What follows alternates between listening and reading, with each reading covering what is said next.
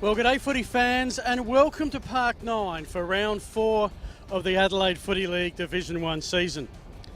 The pinnacle of any footy season is Grand Final Day, the game where premierships are won and lost. But what happens when those two sides meet again the next season? Is it just another minor round match? Or does it mean more, especially for the vanquished? Bringing this big game to you, our live stream sponsors. They include the Banner Crew, 9 News Buddy Bet, Neomouth Mouthguard, Sportal, Roll the Dice Racing, Archie Sandals, Bianco New Balance, Farmers Leap Winery, Dartfish, Sports Interactive and the Moseley Bar and Kitchen. Coming up, it's the unbeaten Prince Alfred Old Collegians against the defending premiers, Port Districts. Thanks to Filming Footy, this is the Adelaide Footy League.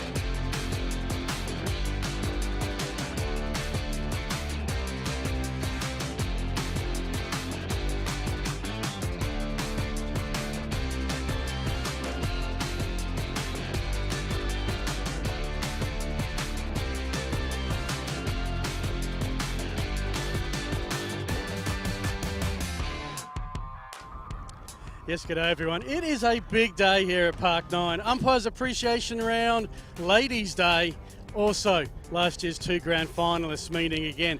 My name's Phil Hood and joined by Tommy Javor. TJ, in your experience, what happens when grand finalists meet again? Normally they're both pretty hungry and obviously Port District will be keen. They haven't had the best start to the year, Phil, 1 and 2. They'll be very keen to really kickstart their season against the form team PAC. But Phil, let me ask you something. We haven't mentioned the Ladies' Day. Have a look at the turnout. I'm not sure if the camera's got that down there. There's 1,000 PAC, rich ladies here. They're excited. They're gently fueling up and it's going to be a great energy at this ground today. 5th quarter could be interesting. We'll give you the first 4 after the break.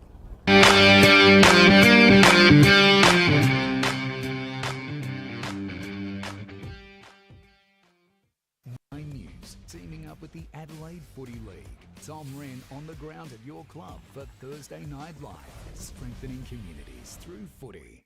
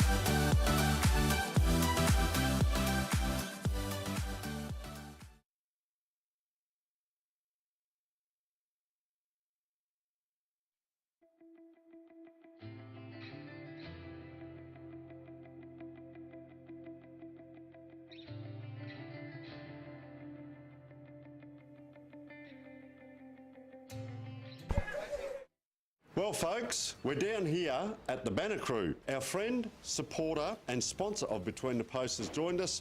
Welcome, Jason Goods. Thanks, Tony. Nice to be with you. What can the people out there expect to buy from the Banner Crew and get looked after? Pretty much anything that you can put your club logo on, or a message from the club, whether it be, like you mentioned, a marquee or a flag or an A-frame or a banner, a stubby holder, a pen, anything like that, anything that you can pop the club branding on. Everything's customisable, so basically we've got an in-house design department with 2 graphic designers that can work toward getting the message across that you're after. We're down here at 318 to 326 St Vincent Street, Port Adelaide. Jason, thank you so much for your support. Well, welcome back, and you can see Prince Alfred Old Collegians, 153 years old, the college. It won't be too long before the Old Collegians, well, they celebrate 100 years as a sporting organisation for past students. Third oldest club behind Adelaide Uni and Kenilworth. Love the story. 1928, they wanted a relegation, not because they were played badly, they just wanted to get a crack at St Peter's from the year before. And they won a couple of Division 1 flags as well. Recent times, let's have a look at PAC and what they've done in recent years. Your flag in 2016, they won second, not that long ago. Div 2 premiers in 2015, they've been in Div 1 ever since. And Tommy Javoy, you look at that, they've never had a losing season in Div 1 in this 7-year run. 9-9 was their worst. They've been now, rightly, a powerhouse club in this competition. Yeah, they certainly are. They're the measuring stick, and I think they're the team to beat this year, mate. And we've got the last 2 premiership winners playing each other today on a beautiful day for footy. It is a glorious day for footy. We'll give you some conditions in a sec. The Prince Alfred Old Collegians lineup, well, looks formidable. You know, Pitts, Slee, Wicks, Trengove. I'm missing a player. It'll come to me in a sec. But Chris Curran is missing from today's side. But you've got Trengove, you've got Andrew Bradley. Last time we saw him was brilliant. Options galore. Plus, John Juice Davis, your man, kicking the goals up front. Leading goal kicker in the association, the young 19-year-old. His mum did question, why do we call you Juice? And my wife that gave him the nickname. As a 12-year-old at Seaview Primary School, he was a big boy. And he's a super footballer. Meanwhile, Port District defending premiers. Slightly different story for them. I mean, they have a long history as well. They go back to 1873, about 40 years before the Adelaide Footy League, as the Lefevre Peninsula Footy Club, which became Semaphore Central. Joined the league in its second season. Second oldest club in the comp behind Adelaide University, as mentioned, Kenilworth as well. A merger with Exeter to become Port Districts, but what they did was they made it a continuation rather than a merger, so you can claim the premierships. 19 total Division 12 is Semaphore, 5 is Exeter, and 2 in Port District, including last year. Before last year, the previous flag was back in 2007. They were stuck in no man's land if we look at their recent seasons. Once they came in 2014, they were either 5th, 6th or 7th. Not good enough to win the flag, not bad enough to be relegated. And last year, what an improvement, from 7-10-1 to 15-5. They found their mojo, won the second semi, a bid against Goodwood Saints, and then won the grand final against Prince Alfred for that elusive premiership. Their side today still contains players. I've got, without just checking last changes, 13 from Prince Alfred and 15 from Port Districts of that premiership side return. What names catch your eye, TJ? I always love a good Cockatoo Collins. I haven't seen him play before, though. I caught Port District a couple of times as a coach last year, but the other ones that obviously Sam Gray, former AFL player, not long gone. Tom Gray coming off 6 goals a couple of years ago. And then Trent Heffernan, rated by many as one of the best league footballers of the last decade, an absolute superstar, former state captain. Then the likes of Niska Husk, Gaffney, these types. They're all good footballers, and they came together. They were really galvanised last year, and they couldn't be stopped. One late change. We have there Thomas Carter is an out. Alex Dean comes in. So for Port District, who would not have been happy with their second half effort, especially against Sacred Heart, have made 4 changes. Jack Gaffney, Gavin Shepherd, Harrison Hawkins and Tom Carter are out. Coming in, Zach Hawkins, premiership player. James Batty, premiership player, and you get a chance to call him Preston Cockatoo Collins. Yes, the cocky. Interesting, I ran into, he's very giving of his time, Josh Ramsey, the Port District coach, taking my phone calls, and ran into him into the giant and in the beautiful new pavilion here at Park 9. Had a very chat, and I just asked him a very simple question: are you confident today? He said, yes, I am. So, this is a premiership team for a reason. They probably have underperformed in the first 3 rounds, and I think it's going to get you up more than this playing that same team from last year. And they'd be watching the Division 1 route. They'd be what feels. They know that we've talked up PAC as the team to beat. So. Well, any review of the last time we were here in this very same spot when they took on Goodwood and just took Goodwood absolutely apart, which Port District did to Goodwood in the second semi. I've got a theory, and it might, TJ, be a buddy bet if you're up for it. Rightio. We're on I have a theory. You're up 1-0. I'm up 1-0. So whoever, I think whoever wins the previous week gets to nominate. Okay. Yeah, that goes anyway. 2 really strong defences. Port District were lights out last year. Prince Alfred lights out this year. I'm going to say that the losing team is not going to kick more than 5 goals. So I've got the losing team to kick 6 or more goals. Correct. Both of these teams will score 6 goals. The bet is on, my friend. Okay, buddy bet. We're done. Go to the buddy bet app to get involved. It is fun to, obviously gamble responsibly. It is fun to do things with your friends. But what's even better is to bet against each other. Someone's going to win. Yeah. There's your bragging rights. Don't give it to the house, give it to your mates. Otherwise, both teams come out very close to each other. I've not seen that before. Shades of Nord and Centrals at Nord. Oh, yeah, don't get me started on that. They stopped playing, well, Norwood and Centrals have had a few interesting things happen at Norwood over the years. They sure have. They're going to follow each other around the square here. This is unusual. Well, maybe this is a thing. I assume it's Prince Alfred. Yep, let's just follow Port Districts around. Well, a bit of side-to-side ski here from Prince Alfred. What we will see, though, as well, I think you've mentioned it, Phil, it is umpire appreciation round. So the teams will line up and shake hands with the umpire. I wish I had a day at work, Tommy Javor Appreciation Day, where everyone just came on, thanks, Tom. But, you are appreciated. I know I appreciate I know. it, TJ, Don't even if reach no out. one else does. And we haven't started yet. Field umpires, mentioning the crew today. Chris Rush and Paul Smitherarm are the field umpires. Anthony Bertoli and Mark Pearce are running the boundary.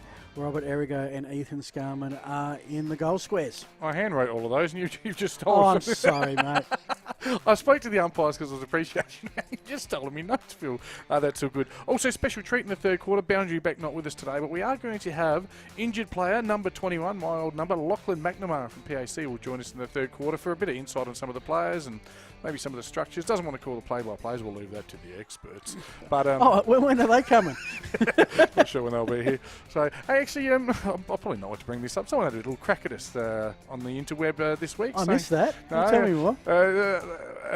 They claim to have the best stream van in SA, and I was like, okay. Well, I do know of one other that got bogged outside of Meadows during the week. So ours has all its wheels intact. I don't care. Mate, the more people calling footy, the better, especially Exactly community right. footy. And there's plenty of slices of the pie for everyone, and I'm still eating pie, and I love it. So, And don't forget, folks, if you do want to watch other Division 1 games, they are all streamed thanks to Sports Interactive and Dartfish and Filming Footy. We'll thank them all. Just go to YouTube, Filming Footy.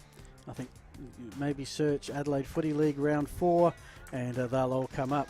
Might get your thoughts as we wait for the coin toss. The other games today, TJ, this one I think I know what you're going to tip. Unbeaten Glenunga 3-0 against Spock.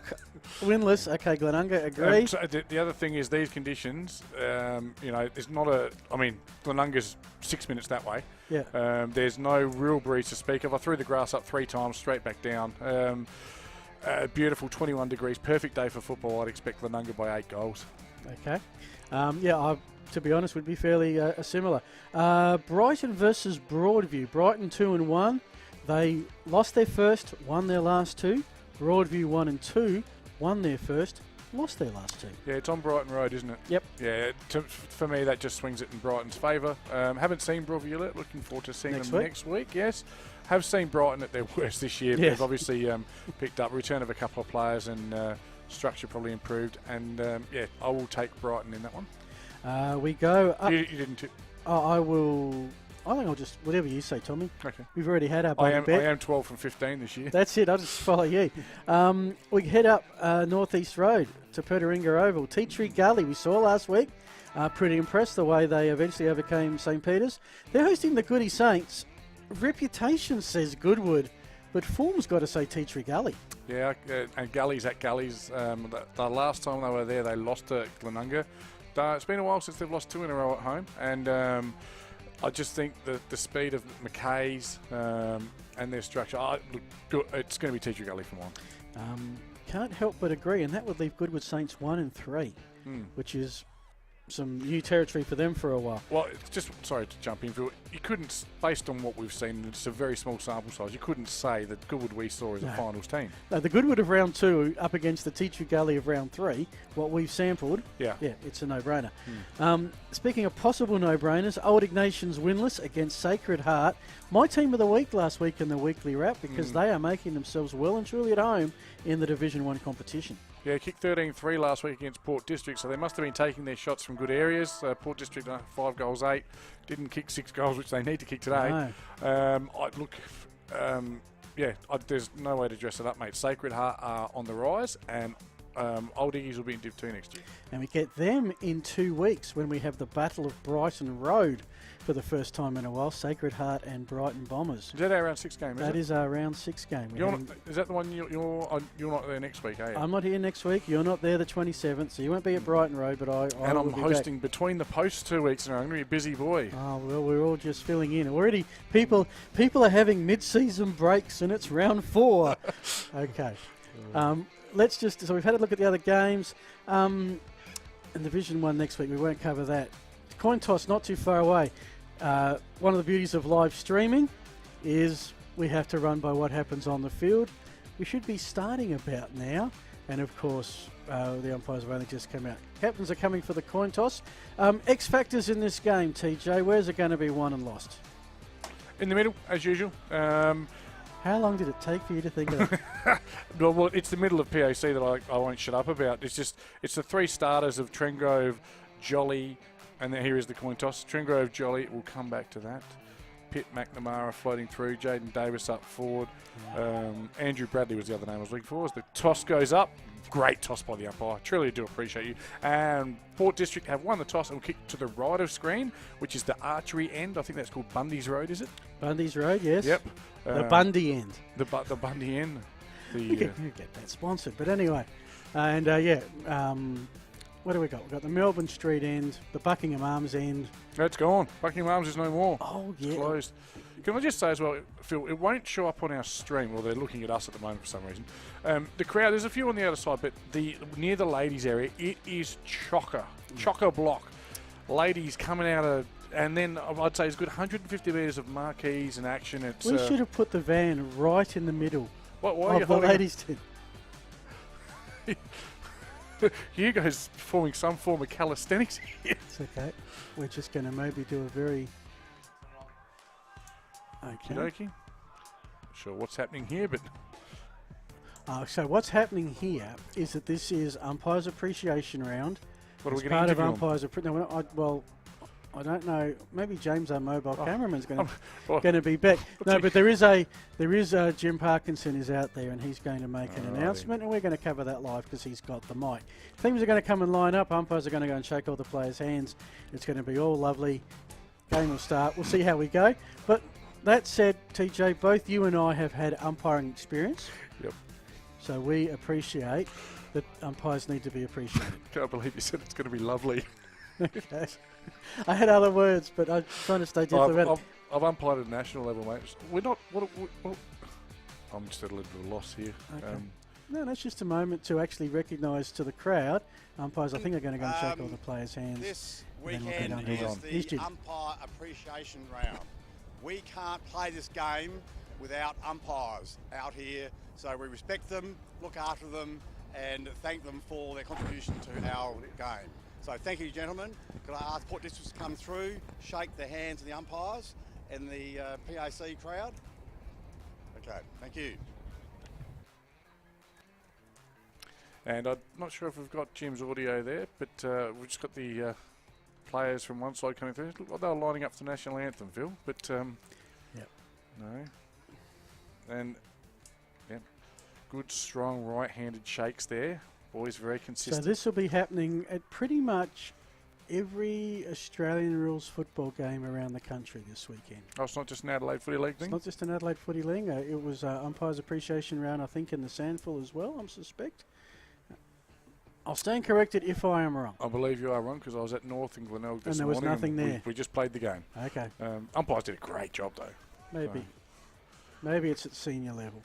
maybe. Either way, I think it's a wonderful initiative and may they have a wonderful day. Well, I always remember that between the post crew, Colin Rouston, either we volunteered or Colin Rouston volunteered us. It was interesting how that came about, to be an umpire. And he gave us about the lowest grade he could, That which would I have think been- was about yeah. the C7s. Colin would have been volunteering. There's C8 these days. C8s is Yeah. the lowest? Okay.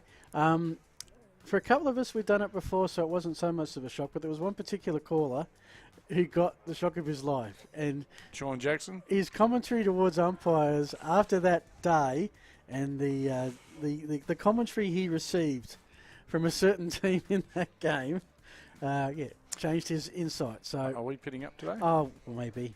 I'd like it if we can. Okay. All right, You Phil's call just, some footy then. I'll, okay, let's have a look at some of these matchups in the middle. It should be the usual suspects. It should be Bradley Jolly, and looks like Lachlan McNamara is going to start in there. That's interesting. Trentgrove going up forward, so a little bit of a swings and roundabouts there. For Port District, all players with their back to me. I might have to get on the binoculars. We've got Sam Gray in there for sure. As Phil's just doing a little bit of probably Heffernan being there somewhere. And the two big balls going at it. Jordan Neal from PAC. And we'll worry about those matchups a bit later because it's go time. Round 4, Division 1 Grand Final rematch. First tap is by PAC down to that clever man Sam Gray. Ball in the forward line. First forward thrust. It's a quick one to Port District. Release handball. Gray follows up again. Inside looks forward. Should find no just over the head of the Port District forward, but he follows up with a beautiful tackle. That's Matthew Wheatra. And you just look at this Port District team. Big, strong bodies, Phil Hurton. It's going to be a throw-in down the Bundy's Road end, the southern end here. It's pretty much a north-south ground here at Park 9. PAC with the clearance momentarily, although putting Mitchell Teeley under pressure. Port District's applying some early pressure. Mitch Larson. Actually, that's not Mitch Larson. That is... In the back, Trent Heffernan. let me get that number. It was Jordan Neal who were pushed in the back. Port District's to go forward. Looking for Batty. Mark couldn't be taken. It spills to Batty. He has a Out flying the full. shot, and that has missed absolutely everything. So Port District an early attack, but no reward as yet. Yeah, looking early on in the contest, and we have 65 seconds in, so a very small snapshot. Port District able to stand up in the tackle and release handballs, which we didn't see in the other game. The tackling of PAC was sublime. Oh, Hayden Jolly, just a little dart through the heart. And he just relieves it, gets it out that real immediate danger area, and 30 metres out now. PAC with the ball and full control. He lumbers out. Not too much pressure given. It's an ugly wobbler. Makes it tough for anyone to mark. Gray lurking dangerously. Heffernan at ground level. Great ball win. Gee, they're flying in. Yep. And I'll tell you what, this is what you want. This looks like two teams really ready to rock. And another free kick found to Port District. This one goes to Trent Heffernan. Is it? Yep, he was huge. Grand final day last year. Yeah, the stalwart. He's been the backbone of their club for a long, long time. Cooper Gaffney out wide now. He's got his own collection. He should compare his collection of dartfish beanies with Trentgrove. Nice little left foot back from whence it came, Phil. And Yep, riveting stuff at the second, but this is just working things out. But, Phil, we haven't seen, again, we've only seen him once, but this hasn't been done. Control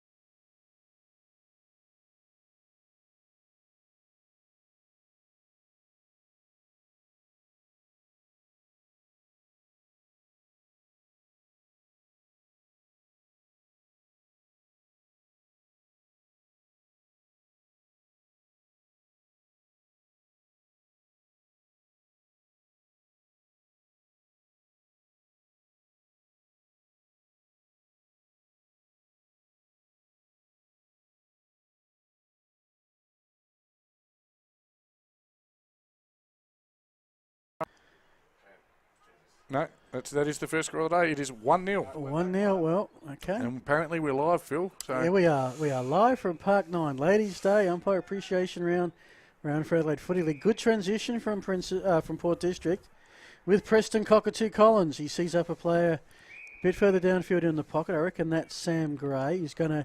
Look, if Port District win, it's an upset for mine. And if Port District are going to create the upset, that man, Sam Gray, is going to have to play a big role. Well, this is his, I think it's his fourth touch, at least his third. He goes long down to the pocket to Heffernan, but Prince Alfred player working back, taking a good mark, and coming inboard, that 45 kick to Jolly. Jolly overlaps to Bradley. Watch his magic hand. He goes to Neil. Neil sets a task for Jolly, but he's up to it. Back to Bradley. Over to Wicks. I'll tell you what, it's bobbing around, and now Trengrove out wide. He'll make it his own. He does. He goes long down the line. Beautiful kick. Phil Hurden. Early danger sign there. Trengrove in space in the first quarter. If that continues, Port District are in some trouble. If he's going to be in space, though, you want him on the outer boundary line wing in space. Yeah, look, that's true, but, you know, he'd be a player you'd say, you know, if we're going to tag, he'd be number one. If he loses the tag that easy, that early. Neil with the kick. Towards the hot spot, big pack descending. It spills out the back. Port District get the ball, and they are absolutely set upon. Umpire says in the Adelaide Footy League, there was no prior opportunity there. We will ball it up. Depth perception a bit hard for us. I would say it's within 20 metres of the Prince's goal. Yeah, spot on, Phil. Not far out, or maybe even 15. Ball goes towards the boundary line. They should clear. Good smother there by number 11. That's Oliver Clark, who I think won an award last time we were here. And interesting to note, Jack Trengrove just picked the ball up for the umpire and gave it to him. I appreciate you, umpire. As the big throw in there from either Anthony or Mark, not sure which one, but it's all PAC at ground level. They flick their hands around. Savage tackle. And good smother. How's the pressure, Phil Hurden? It's glorious. It's all set for a really low-scoring game, TJ. Oh, no. To quote James Brayshaw, oh, no. If you missed it, the buddy bet today is that the losing team will not kick more than 5 goals. Yeah. Buddy bet, the old-fashioned bet. I'm looking at today as maybe a 12-goal to 8 game, so okay. I'm happy with it. As the ball on the outer side, still about 75 metres around from the ladies' day. Hey, good crowd. Great crowd. From when we were here 2 weeks ago. Yeah. Spread around the oval a bit more. Yeah. And even around on the other side, there's a few bodies. So the Port District's fans have travelled today. Well done to them. Yes, so they do go all right. And, of course, up against some AFL games and every SANFL team playing. So to have this crowd is a testament to the popularity of Division 1. And obviously a lot of people at home watching us, Phil. No doubt about it. At least my wife is. I know that much. I think we're the top-rating stream in the Adelaide Footy League. At least I hope so. I'm not going to get sucked into that sort of we're better than you stuff. I don't care. So Port District down the line, he was already out of bounds. It's the number 1 stream in Adelaide Footy League Division 1 caravans. That's it. Andrew Bradley to relieve. Right, Andrew Bradley not to relieve because the ball was out of bounds before he kicked it. So good decision. Nearly hitting the 8-minute mark here. 1-0, Phil. Favourite PAC. Well, it's wanted to call some soccer. Yes, both teams filling each other out. Well, there's plenty of pressure around the ball, and it's not easy. No easy touches. Kenneth Carpenter gets it out. Former Westies boy, I think, from memory. Yep. Looks for Weecher, but really worked. Double team there. Matthew Mazzini, one of the ins this year, has been very handy. Beautiful inboard kick. They do. They lace out the run. That was Wicks to Slee. Slee goes wide. And that's a really good mark. Not wrong. Contested marks in modern-day footy are few and far between. You look at the stats into the game, it's in single digits each time. There's a shot on goal, and he has missed. Was it Wildman maybe again running from behind? I'll take your word on it. Yes, it was.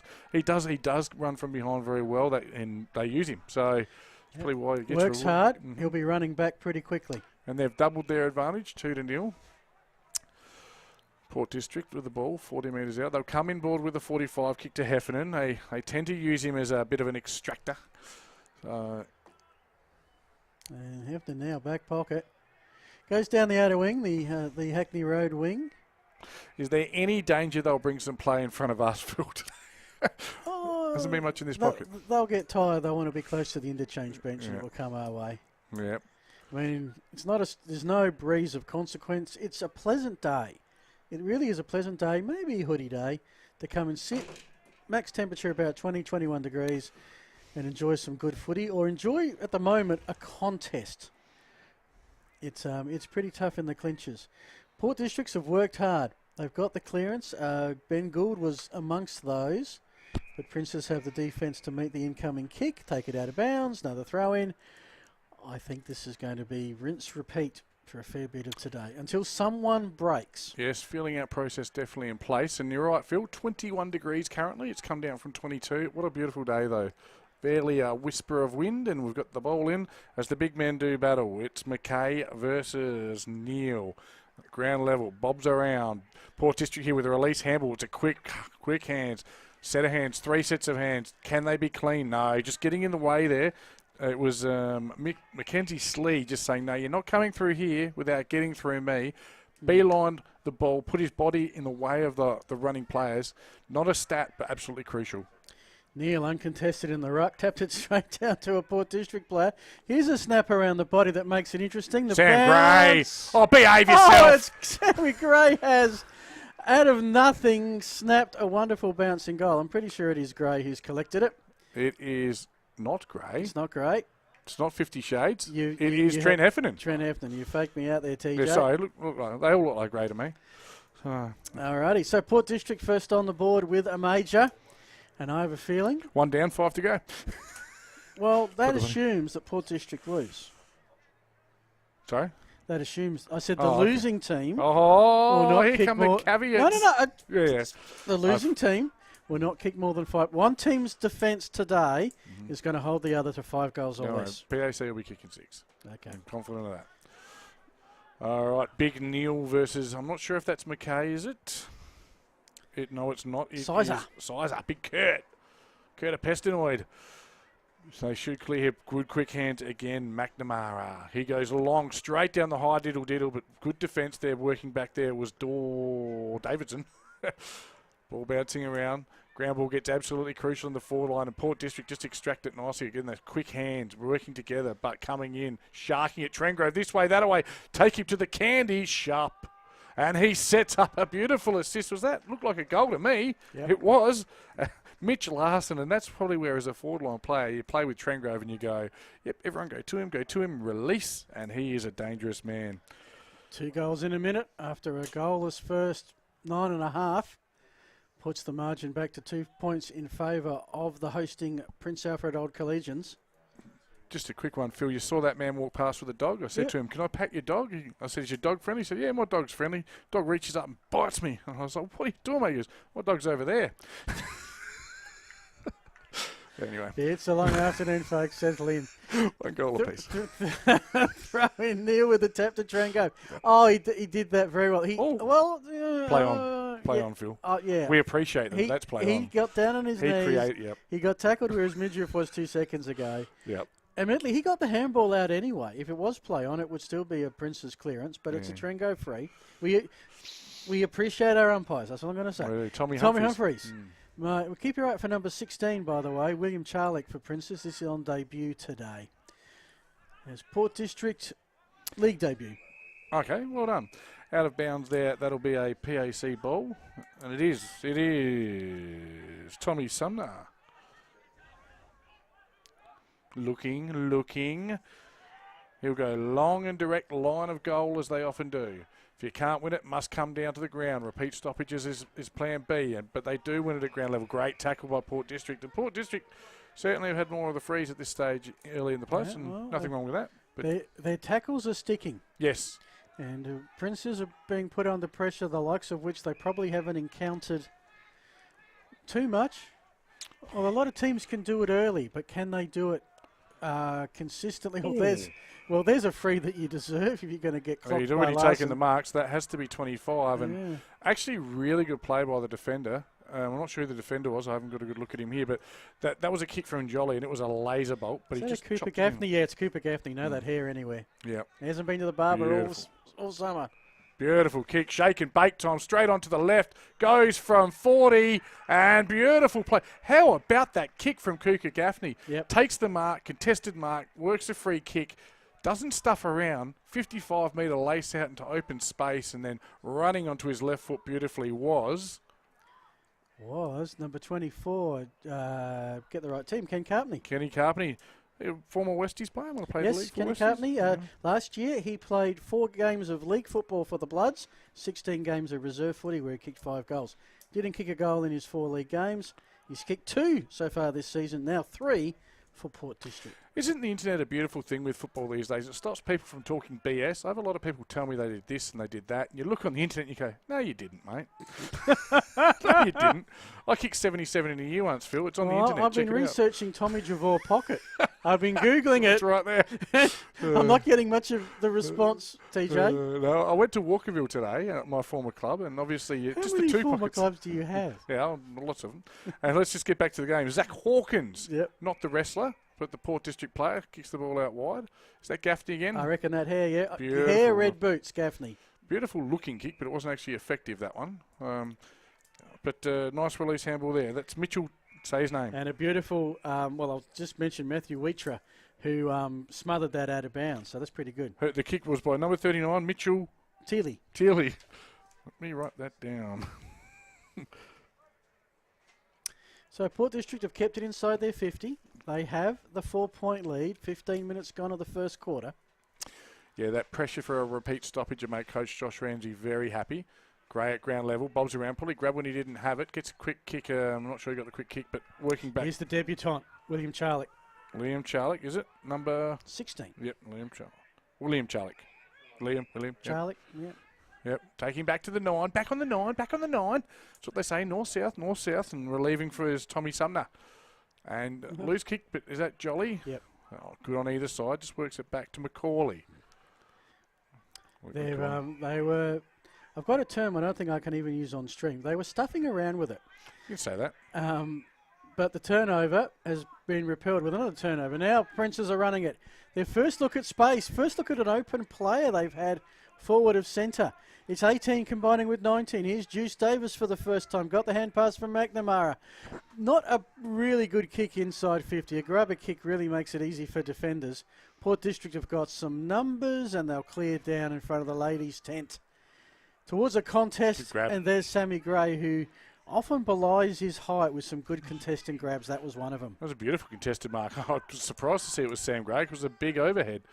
And looks for the kick. Probably just a bit cute there, the out of sync.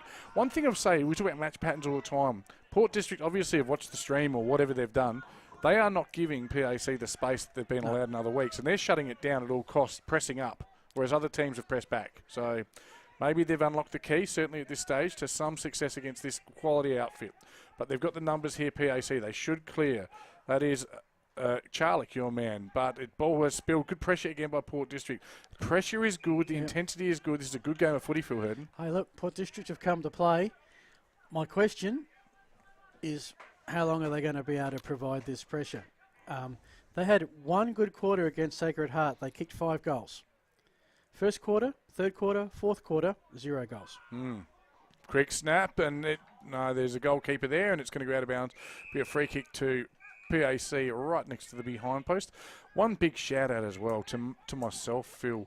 For 3 weeks I've sat here with this screen's been in my eye line. Today I've bought the big pillow to sit on, and I'm quite tall and I can see everything. I'm pretty happy with myself.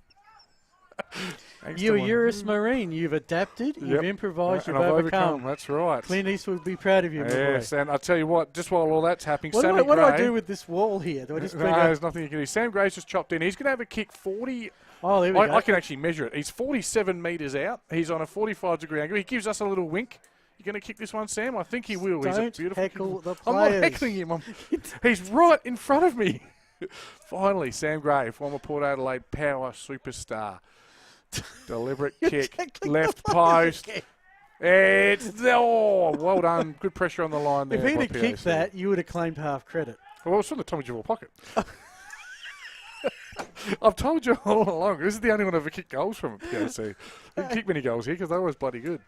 So, all right. I have a feeling it's going to be a fun afternoon. Stay back on track, Phil. I was up at 5:30. I've been out to four ovals already today, mate. I'm starting to go a bit insane, but I know you've had a busy morning as well. Busy morning with more to come tonight. But 5-point lead to Districts. This is what I wanted to see. I wanted to see they were a bit embarrassed last week, losing at home the way they did, goalless in the second half against a Division 2 promoted side. That would have demanded a response. Playing Princes, they knew they were in for a big afternoon. So far, they've risen to the occasion. Here's your debutant in Charlick. His kick down the wing. Well done by Wicks. Got past his opponent momentarily. Hand pass, though, not particularly good. Here comes the debutant. He looks the part. Shows some boldness. Gets an effective hand pass. Trengove under pressure. I think they found his tagger. Back to Pitt. Pitt inside 50. I reckon they've got a mark here. No, they haven't. Port District's closed in pretty quickly on the attacker. Hot footy, half-forward flank, and here come Districts. Well, Prince Alfred, a good go forward, but Districts are up to it. Yeah, I tell you what, mate, the pressure is good. Just watching him, someone like Sam Gray, he's out here on his own, but he pressed so hard to get across and create an extra man at the stoppage. Well, it wasn't even a stoppage, just at the contest. It's a really, really good fast game of footy, and you've only got a second when you've got the ball because you are shut down there, closing space so very quickly. Long down the line here, looking for Wheatra. Ball spills. PAC take possession again, bang, just like that, quicker than a hiccup, tackle. You don't have any time. Takes me back to 1999, pre-season game, playing Port District, who were in Division 1 at the time, and I was on Mark Tyler. They had the midfield of Angove, Smith, and these types. I remember getting the ball and going, okay, I got plenty of time here. Within a second, Jamie Baldessaro just drove me into the ground. Where the hell did you come from? And that's what happens at Division 1 level. It is quick, and they come in board quickly again, right on cue. Look for that man up forward. They can't quite. Ball spills, good pressure, spoiled ground level, and I think we'll have a repeat stoppage. The point I'm getting at, Phil, is it was the first time I played against a Division 1 team, and I'll never forget thinking to myself, I've got time, I've got space, and within a second it is gone. They gobble you up 8 to 10 metres in a second they can make, and they made it. Yeah, some call them the ammos, but this is players with a high skill level that have played at some at the highest level of the game. They're old, they're experienced, they're physical. Yeah.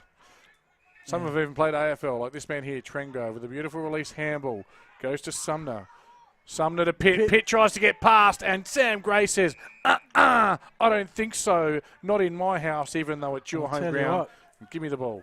Well, I mean, obviously we're a long way from home, but early beanie, Sam Gray's right up there. And ground level. That, I'll tell you what, I want to talk about that goal. That is a really, really good goal because that was... it's a Carpenter again, 2 for the game. Because the PAC defender threw himself at the boot there, and if he had to kick the normal round the corner kick, he actually had to elevate it straight up, Phil. His trajectory was clever and well executed. And that is, again, league experience footballer. Well, really that's good it. football. Sometimes you come into this comp and you've played and you're a bit older, maybe a step slut, maybe, but you know the game. And so, you know, he may not have done that playing reserves for Westies a couple of years ago. He's learnt those lessons probably the hard way. Great improvisation there. What you're saying, though, again, Carpenter, Gray, they haven't come in as 35-year-olds. These guys are still in their 20s. They're still very, probably much athletic in their prowess. peak. Yep. Yeah, absolutely. And enjoying themselves playing footy with their mates. And ground level, one by Port District, quick hand release. I tell you what, Port District with a handy break, and this is the, that's a throw. Play on, we appreciate you. Okay, and again, well fought out. It's almost like the gamble responsibly thing, isn't it? You've just got to throw that tagline at the end. Stuff it, get angry, bet your house on it. Well done by McNamara, I think it is. He's been consistent this year. Long, high up and under ball. Andrew Bradley, ground level. Cometh the man, cometh the moment. Quick handball, though, but well read by Port District. Tell you what, every time they ask a question, they've got an answer, and they're starting to change the questions as they run through the middle. Beautiful bounce, long and direct, one-on-one. This is what you want as a big forward. Oh, ground level again. Good, well read. Oh, I tell you what, he kicked that. I appreciate you, but gee, he kicked that. If we had a replay, you'd see that, well, he kicked that. You're sounding like point. Brian Taylor for a sec. Sorry, I don't want to be... Boy, oh boy, wow. And, look and who is it having the... oh, no, it's going to go to Tommy Gray. Brother, cousin? I reckon. Brother from another mother, maybe? I don't know. I reckon they're brothers, but I'll stand corrected like I often do. Because Tom Gray played for Magpies, didn't he, at one point? Well, they both ended up at the Eagles at about the same time. As in Woodville West Torrens? As in Woodville West Torrens. Oh, no, Sammy didn't, sorry. 35 metres out. It's a nice looking kick. A goal umpire. I'm not sure if that's Ethan or Robert, but either way, they say, I watch between the posts, have 2 of these, and have your 4th. It's so popular, the goal umpires have adopted it. Well, I'm having fun today, Phil, because I reckon we've got a real good game. And whilst Port District have a 17-point lead, I think PAC will find their mojo at some point. It's beautifully positioned. Either we're going to have an upset, which is great because it means our tips I like it when our tips are wrong. Means unpredictable competition, or we're going to have a great comeback. One thing Port District haven't done, and you mentioned already, haven't played 4 good quarters yet, so it's only 1 at the moment. And they'll win ground level, coming off the wing beautifully. It might be Cockatoo Collins, is it? Long and direct, and that's a juggling mark, nearly paid, and the umpire's probably got him high in the end. Yep, and they are getting all the breaks. The umpire was probably thinking 50-50 mark or not, and the tap over the shoulder swung the argument. Yeah, because that's how you do it. That's how I would do it, and maybe that's why I only umpire Auskick. Yes, James Batty is the man lining up, and he shouldn't have too many problems with this. Not a zephyr of wind, only 30 metres out, directly in front. And one of the inclusions into the district side this week. Been around for a long time though, old Jim Bat. And he'll line up, deliberate approach, just pokes at it, but that is absolutely fine. Wow. And we have got Port Districts with 5, PAC on 1. It's 31 plays, 8, a 23-point lead, and PAC have been caught napping a little bit. Now, they've had a crack, PAC, don't get me wrong, but they've just been shut down. That, like I said, no pressure this year has been like the pressure we've seen from Port District. And, yes, the sleeping giant has awoken. Yeah, alas, no Beck Northcott with us today. She's got other duties. What are they? I reckon Never ask a question you don't know the answer to, I reckon, Javon. well, that's why I just said, other duties, because she's not here, so she must be doing something else. PAC huddle at quarter time would be interesting. Yep, Gray with the clearance again, effectively, but they should get it back. McNamara and Jolly being forced onto his left. He hasn't been able to execute the way he would have liked, but he finds someone that time out wide. Is that McNamara again? I'm not sure who it is. They're a long way away. He goes along to centre half forward, true position to Trengrove. Why wouldn't you kick it to him? This way, that way. It's Ben Gould. Lovely left foot kick. Is it? It absolutely is. To Jason Niska. And he goes long and wide for a minor score. They look dangerous, Phil. I love the way Districts, when they get a chance, if Prince Alfred make a mistake, Port District bringing it right down the middle, open forward line. Pritchard to a big pack of players. Batty with the strong hips releases the handball. Again, they'll get a look. Goes left, throws right. Number 24 from the pocket on the left, just across the face. That is, of course, Kenny Carpenter. I should know his name by now. He's having a day out. He's making you remember that number pretty early days. And he's got the, what have we got there? The purple and red boots. Mr. Carpenter. You want to play well. And then this is another person. Every kick-out's been someone different, so there's no set kicker. This is Andrew Bradley this time saying, I'll have a go. And he goes long, and it's all Wheatra there, but he's spoiled. I think it was Wheatra. I wonder if that's because their designated kicker may have been Chris Curran, and Curran's not in the side today. Possibly. So that was Thomas Schmush who we kicked to. Jolly takes a lot of the kicks as well. Yeah. So yes, it's about 50 metres around from the Port District goal, and it is all Port District here. Neil and battling hard with Sizer. Ball high up and under Phil. Quarter time imminent. Any rain? Oh, does Batty mark that? He's going to try and claim it. Umpire says no play on. And in the end, Batty is showing his appreciation of that decision. Yes, in his own unique way. 35 metres out in a slight angle, Port District's end, and ground level, just dropped at the knees there, and well done, umpire. You are doing a great job. No, and that was one of those ones where he just got knee problems there, Kenny Carpenter, and tried to extract the free that wasn't there. Great play. Probably need to give the hands there. Not sure who that was. And umpires found one, and it goes to PAC as everyone nervously looked at him. This will be Wildman, I think. Teely. So I even worked out how to pronounce it. These two I will confuse for the rest of my life, I think, as a kick out to the pocket. Last touch, that's Port District ball. Siren's imminent, don't play on, mate. Blight's got to be 80 metres out, doesn't he? And, I think take he a was good a bounce. little bit too far. To Andrew Bradley. Well, I'll tell you what, they didn't do anything there, but Port District, even the most diehard of Port District fans could not have hoped for a quarter like that. They take a 25-point lead into the first break. Goals to Carpenter, Tom Gray, Trent Heffernan and James Batty. Goal to Mitch Larson. The sole one for Prince Alfred. Is the upset on? Well, we'll find out after the break. Thanks to Filming Footy, this is the Adelaide Footy League. 9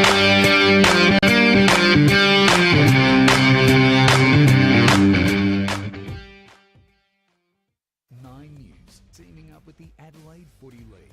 Tom Wren on the ground at your club for Thursday Night Live, strengthening communities through footy.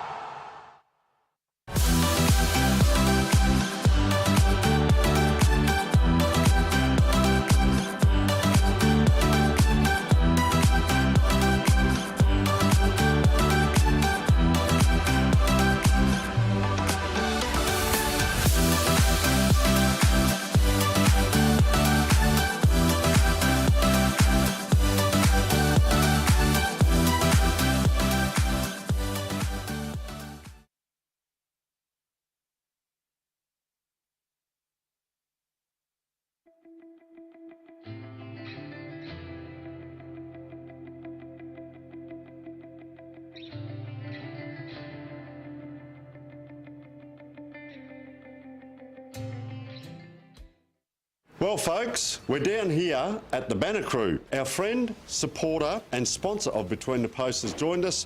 Welcome, Jason Goods. Thanks, Tony. Nice to be with you. What can the people out there expect to buy from the Banner Crew and get looked after? Pretty much anything that you can put your club logo on or a message from the club, whether it be, like you mentioned, a marquee or a flag or an A-frame or a banner, a stubby holder, a pen, anything like that, anything that you can pop the club branding on. Everything's customisable. So basically we've got an in-house design department with 2 graphic designers that can work toward getting the message across that you're after. We're down here at 318 to 326 St Vincent Street, Port Adelaide. Jason, thank you so much for your support. Welcome back, quarter time in round 4 of the Adelaide Footy League. It's Ladies Days, it's umpire appreciation round. We'll do our best to give you coverage of both. And it's also 2 teams from last year's grand final meeting again, and the premiers have come out to play. I would say, TJ, that is their best quarter of footy for the year. Comfortably their best quarter, mate. 5 goals, 333. They only kicked 5 goals all of last week. They look dangerous. They look good. The pressure is on, and they are in this battle. And have a look at that score. Wowee. We've got some scores from around the grounds, have we, Phil? We do. Start of the second quarter, it's Glenunga by 9 goals. Wowee. Boy, oh boy. I said they'd win by 8, so they're looking good. 58-3 at the moment. Broadview having their day out at Brighton, leading 45-2. So we've got a 43-point game. We've got a 54-point game. It is closer in a couple of others. Goodwood Saints lead Tea Tree Gully by 9. And Old Ignatians lead Sacred Heart by 5. They are around the quarter time mark. Just looking at my tips, and I've got... We've got one right. One. It's harder to pick than a broken nose. Yeah. I'll tell you what, as the old Torth man would say. Yeah, that is ridiculous, some of those scores. That is insane. How can Brighton be down by 7 goals in the first quarter at home? How is that even possible? Well, maybe Broadview didn't bring the clash jumper. Yeah. Black and gold on black and gold, and everyone's just confused. Isn't it funny? I mean, Broadview beat Tea Gully, beat Port District by 3 points in round 1. We're like, how did that happen? Yeah. And had 2 stinkers. Oh, you can't work that out. No. I'm at a loss, Phil. Let's try and work this one out. Well, maybe we'll just stick to one game because that's where we're here. You're with TJ. Sam McKay against Jordan Neal. Jordan Neal up over the top, but it's coming off the back of the squares. Gaffney, left foot. It's an awkward one. It's a tumble punt, but in front, Port District leading the ball. Just knocks Andrew Bradley out the way. The man in the pink boots. Ball spills and it's pushed forward for Port District. Just out of my line of vision there. I'll get on the binoculars and let me have a quick look. And again, the intense pressure. No space for PAC as they flick the handball around and they have to go high up and under to the wing. Make it someone else's problem. Send it to the next line at ground level. They win it well though. Looks like McNamara looks to go back but then goes forward. It goes down the line to Pitt. Pitt not having a good day is outpointed on that one and a mark taken by Port District. They might look to switch here.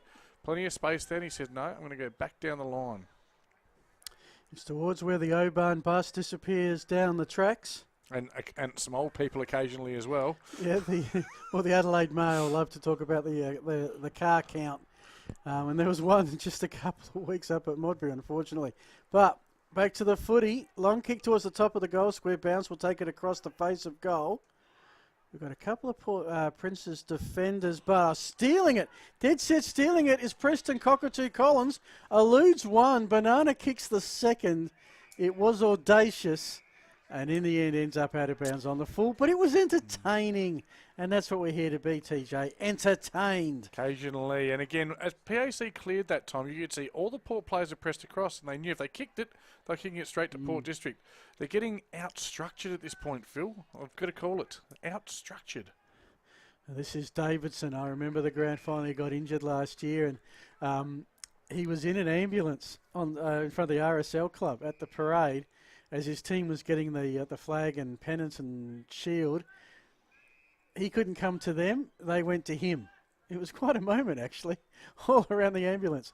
Cooper Gaffney, the kick around the body towards the goal square, but there's a tall timber for Prince's relieve the pressure, albeit momentarily. And towards Trengove in that pocket. I know you're a bit blindsided there, TJ, so I'll just keep going until it comes out of there. And I don't think it will. I think we're going to have a ball up. Your rookie, what was his name again? A debutant, William Charlick. That was him that took that mark down there. He actually hasn't been their worst at all by any stretch. Got caught once, but Heffernan, normally a very good user of the ball, Phil. If he can just find a target here, it'll get Port District going in the second. Sends it to the square. Players have some number. Oh, Smother, the 1%ers. Are making a difference. That's got to be a rush behind. I don't think I can credit it to a Prince Alfred player. So, Port District extend their margin by 1 more point. An interesting bit of body language, negative body. So, Jolly just holding his hands up. Well, where am I going to kick it to? Well, mate, you're the best kick in amateur league ever, we say. And he does. He laces someone out about 45 out from goal now. But there's just not the movement, not the same movement from PAC today. They're slowly grinding him down, Port District. I don't think this is going to be a one-quarter performance from Port District. I'm expecting him to keep going. They're certainly showing good early signs 3 minutes into the second, but a good contested mark taken on the wing. But it's all hard work at the moment for PAC, and they turn it over. Gaffney just chops off. Watch, he'll swing on the left here. He'll take the line. Umpire says play on. Gaffney says, I will then. Goes to the big man. Smush. Yes, chain of handballs there, and to the hot spot, but all PAC and good uncontested mark. They're taken by Mazzini. Yes, this time they go and they're out.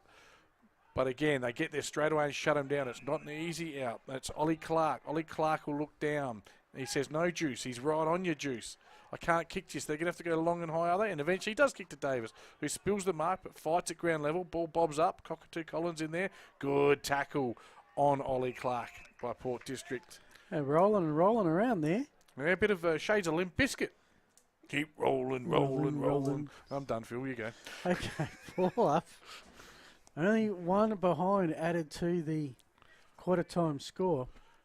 Port District 5-3, Princes 1-2. 6 goals in the first, Phil, but there was no goals in the first 10 minutes. So again, it can happen very quickly to these two teams. Oh, how's the desperation on Davidson there? Diving smother. They should release through a chain of handballs and swoosh. That's not a noise I'm making. That's his name. No, but Princes will pick it up. It's with Bradley, who was best on ground last time we were here as Princes dissected the Goodwood Saints. Gee, and they did a similar job to Broadview last week. Very different game outlook right now. It will be umpires just discussing whether it's a throw-in or a Princes free, and probably will be whether it was touched out of bounds or not. I think it's ruled it wasn't. Yes. First forward four-way for the Redmen in this second quarter. And they found, is that the debutant in Charlie? He's come a long way up if it is. I'm not sure it is, mate. No, I reckon, no, I think you're right. It might be McNamara possibly. Anyway, it's a high kick. Oh, he just stood there under the hole. The Juice, using his power, using the strength he had as a 12-year-old, and he just stood his ground and dropped in his mark. Did you teach him that trick? Well, you don't graduate the Javor Footy Factory without being able to stand near the goals and do take nothing a chest mark. and it land in your lap. Have been there, my friend. The highlights package of the 77 I kicked that year, there was a few of them, and twice run down in the goal square in one game. That was fun as well. I get reminded about that. It's 10-year premiership reunion this year, but let's get back to the action because Juden Jace Davis needs to get some energy going. He's 30 metres out directly in front. Putting the mockers on him. He is normally a beautiful kick, and that is no exception. That's his first, Prince's second, his 12th for the year to be the leading goal scorer in Division 1, the young 19-year-old. And to say that was much needed, Phil, would be an understatement. Very much an understatement. A Unley Mercedes Jets Junior. And then, of course, as TJ's alluded to, I think played reserves level at the Bays. He sure did. And, yes, was a state junior player and I think he was obviously Glenelg, might have been premiership player. And there's our Sportal scoreboard showing Prince Alfred a 2-2 now, but Port District a 5-4. Now, we see this all the time, Phil. Will this be, I've just got some updates from other grounds being sent to me, will this be the energy injection that the Reds needed as they fly? He's doing well in Rucknell, he's winning the taps, but at ground level it's all Port District. Somehow gets a kick out, but flying high, and again, just that extra bit of energy, and they're on here. They'll start their running game, their handball, support at the contest. They've got some numbers. They fart us around with it a little bit. Sorry, I shouldn't have said that, but they did. But they work it forward to Trengrove, who tries to hold off his opponent. Good tackle again. It's just lifted a little bit. You can feel it, Phil Herden. That was a good tackle by Pitt. Had every chance of giving away an in the back, but slid to the side, so it looked like it was from the side. Just got an update from Glenunga. They are 10 goals up, and they won the B grade. Didn't ask, but thanks for telling me. Congratulations, Chris Aston. Is it like every time Glenunga in the B grade you get a text? I get told. Juice Davis works to the front. Should have been a free kick there. We appreciate you, though. I'll tell you what, he got clipped behind the ears, and he puts a tackle on. Umpire swarms and says, I'll have it. It's okay, TJ. You've moved on to bigger and better now. Yeah, I've done now. Okay. Is that the last one? Yeah. Good throw up. And beautiful release tap there from Schmush. Port District, chain of hands. Probably almost a semi-deliberate. I'm not sure if that's touched, if he's handballed it over. He's saying he went out first, boundary umpire Anthony Mark. Will be a throw in. So Port Districts are... Sorry, this is Prince Alfred attacking, isn't it? Prince Alfred are bottling it up here. Undersized ruckman in Craig Pitt just about wins it. He does get control of the ball, releases it, but at ground level, Gaffney, the swingaroony to Sam Gray. The sixth sense there. He could smell him. Heffernan coughs it right up, and they should go through Wildman. Lowers the eyes beautifully. Makes it, just gives it too much air. And Dougie Gregg takes it. He wastes no time to get out of the danger zone. Sits with Zach Hawkins for another premiership teammate. I think there's about 14 to 15 in the Port District lineup today that enjoyed premiership celebrations on the field. What a big day for that club. First Div 1 flag in 30 years. And they came from nowhere. 7th the previous season with just the 7 wins. They worked it out here to Ben Gould. I ran into them in round 1 last year, and they looked a different team, I've got to say. And defensively, it was 9 goals to 3 in round 1 against Glenunga. And they really well set up. Those 2 Glenunga Port District games were not for those who like high-scoring football. No, Gaffney now comes a chain of switch kicks. And again, looks like they're working harder on their press and their structure here, PAC, because they're getting numbers to the contest. Andrew Bradley puts in a great contest, and umpire says play on. And at ground level, it will be clearing Zach Hawkins, Heffernan, all PAC back there. And your man, the debutant. Debutant, he's getting plenty of touches. I don't know, TJ's got a special award. We got the Archie's thongs here. You gave it to a debutant last week who kicked a goal at a critical moment. We'll see how that plays out. Anyway, Port District defence has been under a bit more siege than they used to, but they're hanging on well. Sharrard on to Mitch Gaffney. Yes, there's, just checking, we got the 2, Mitch and Cooper. There's a third one who's not playing today. Princes respond down the other wing. Oh, Davis. Brilliant. Davis does well. He's got a teammate. Now, can he back up? Here's the work rate. Yeah, I like the work rate from Davis. was there from the receive if they wanted him, decided not to. Kick to the pocket, and that is touched. Goal umpire was right there. Umpires are appreciated. I was right in line, actually was touched. It was okay. Clever play by Andy Bradley, just making sure he got it. I mean, that's as with the umpire dashes off into the bushes, hopefully to retrieve a footy. It was. Not to relieve himself. That's what you do in the bushes. You just throw it out there and let the audience say that line, TJ, okay? It was there for me. You set me up, mate. As Pitt in ruck, he wins again. He's Tom Hawkins-like strength. And now, that is good umpiring. I'm not going to go on about the precision. So the Port District player created the head contact into Pitt, and the umpire didn't get sucked in. That's good. Yep, that's a couple of times they haven't been sucked in. Mm. You can see probably one of the at this level, that would be veteran umpires. Saying he's old. Veteran. It's okay to be a veteran. Both of us are veterans. Dougie Gregg with a handball. They call fish. It's actually Jason Niskahus. Not sure why they call him Fish is possibly easier. Yes. That's Mitch Gaffney, I reckon, coming in and laying. Yep. The tackling's been sublime today. It's chalk and cheese, Campbell Wildman today. No one was within 60 metres every time he got a kick in round 2. But today, every time he gets it, they are closing him in at pace. 11 and a half gone. Port District 5-3-33. Princess 2-2-14 on the Sportal scoreboard. It's just a terrible kick inside. If you don't want to be critical, he's better football than I ever was, but he kicked it to a man who's 6'6" in Smush, and to a 3-on-1. It's just he had other options. And Smush's kick is, at least we'd call that one a skill error. Was that virtual pressure? Maybe. Lachlan McNamara. Hopefully he'll use it better. Again, they're pushing back though. Not a lot of space there, but he kicks it to the advantage of and takes the mark. Wildman pushing down the forward line. Yep. This for back-to-back goals for the first time for PAC today, and this will be a very, very important kick from Wildman. Now, he is a defender, so expectations, capabilities, what are we thinking? Well, he kicked 5 goals last season. He has kicked 1 this season. In 2022, he also played 10 games for the Port Magpies, goalless.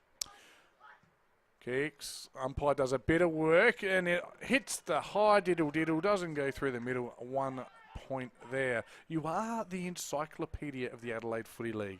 It's as if you've got a computer brain. As if I've got a laptop and I can Google things. Do I have to have a laptop next week when I'm... No, mate. You make it you and the Tony Neal show. Oh, dear. Okay. Oh, good fly. Good contest. I'm loving this. Cockatoo Collins goes high, wide and handsome to a 3-on-3. A good mark there. Mazzini. Yeah. Well, I think the game has stabilised. You can't say at the moment that Port District are dominating, but they've got the buffer. So in many ways, the game has been played a lot in this half of the field. Maybe this is the scoring end. It was 2 weeks ago, except when Goodwood were kicking it. But even they got a couple of goals down our end, which is the southern end. Right now, hot footy in the middle, and again, another hard tackle. They're going to need the ice bars at post-game tonight. Really good ground ball there, though. I'm not sure who it is getting up. It's 44, that's Pritchard. Just arrested the momentum that Port District had moving forward there. Put his head over the ball. Good job. Trengrove with quick hands. Ends up in the hands of McNamara. Puts it in front of Davis. He gets outworked there in the angle by Ferns. It's a good contest, that one there. And because it was... There's our van. There's us. Liam, wave Liam. Hello. Liam, our cameraman, sitting atop the van, giving you the height. Liam, yes, the man with the big bouffant. And there's 25 metres for some reason. I missed that one, I must say. Health and safety getting away from the van, I reckon. Yeah. Liam Ferns, the former Eagle. Is he? Liam Ferns, yeah. You play league or reserves? Or? Yeah, I reckon, well, unless this is a different Ferns, but I reckon it is because he played for Seaton as well. No, he did. He is. I've got it on my notes. Woodville West Torrens Footy Club. Fantastic. I've got one in my lounge, Fern. Anyway. Someone sits between 2 of them from memory. Trengove goes wide. Left footer straight up the middle. Here they go. They look dangerous when they do this. Trengove and Jolly. They'll swing it out this way. Bit of space, but again, look at the shutdown. Look at Sammy Gray go. Dear me, he's quick. Oh! Made him earn it that time. And gives him one. Good strong mark. Credit where it's due. Tommy Humphries, that is good football. Looks forward and gives it to the skipper. And he is a beautiful kicker. I watched him kick 3 or 4 against Payneham in that grand final after Payneham were 9 goals up.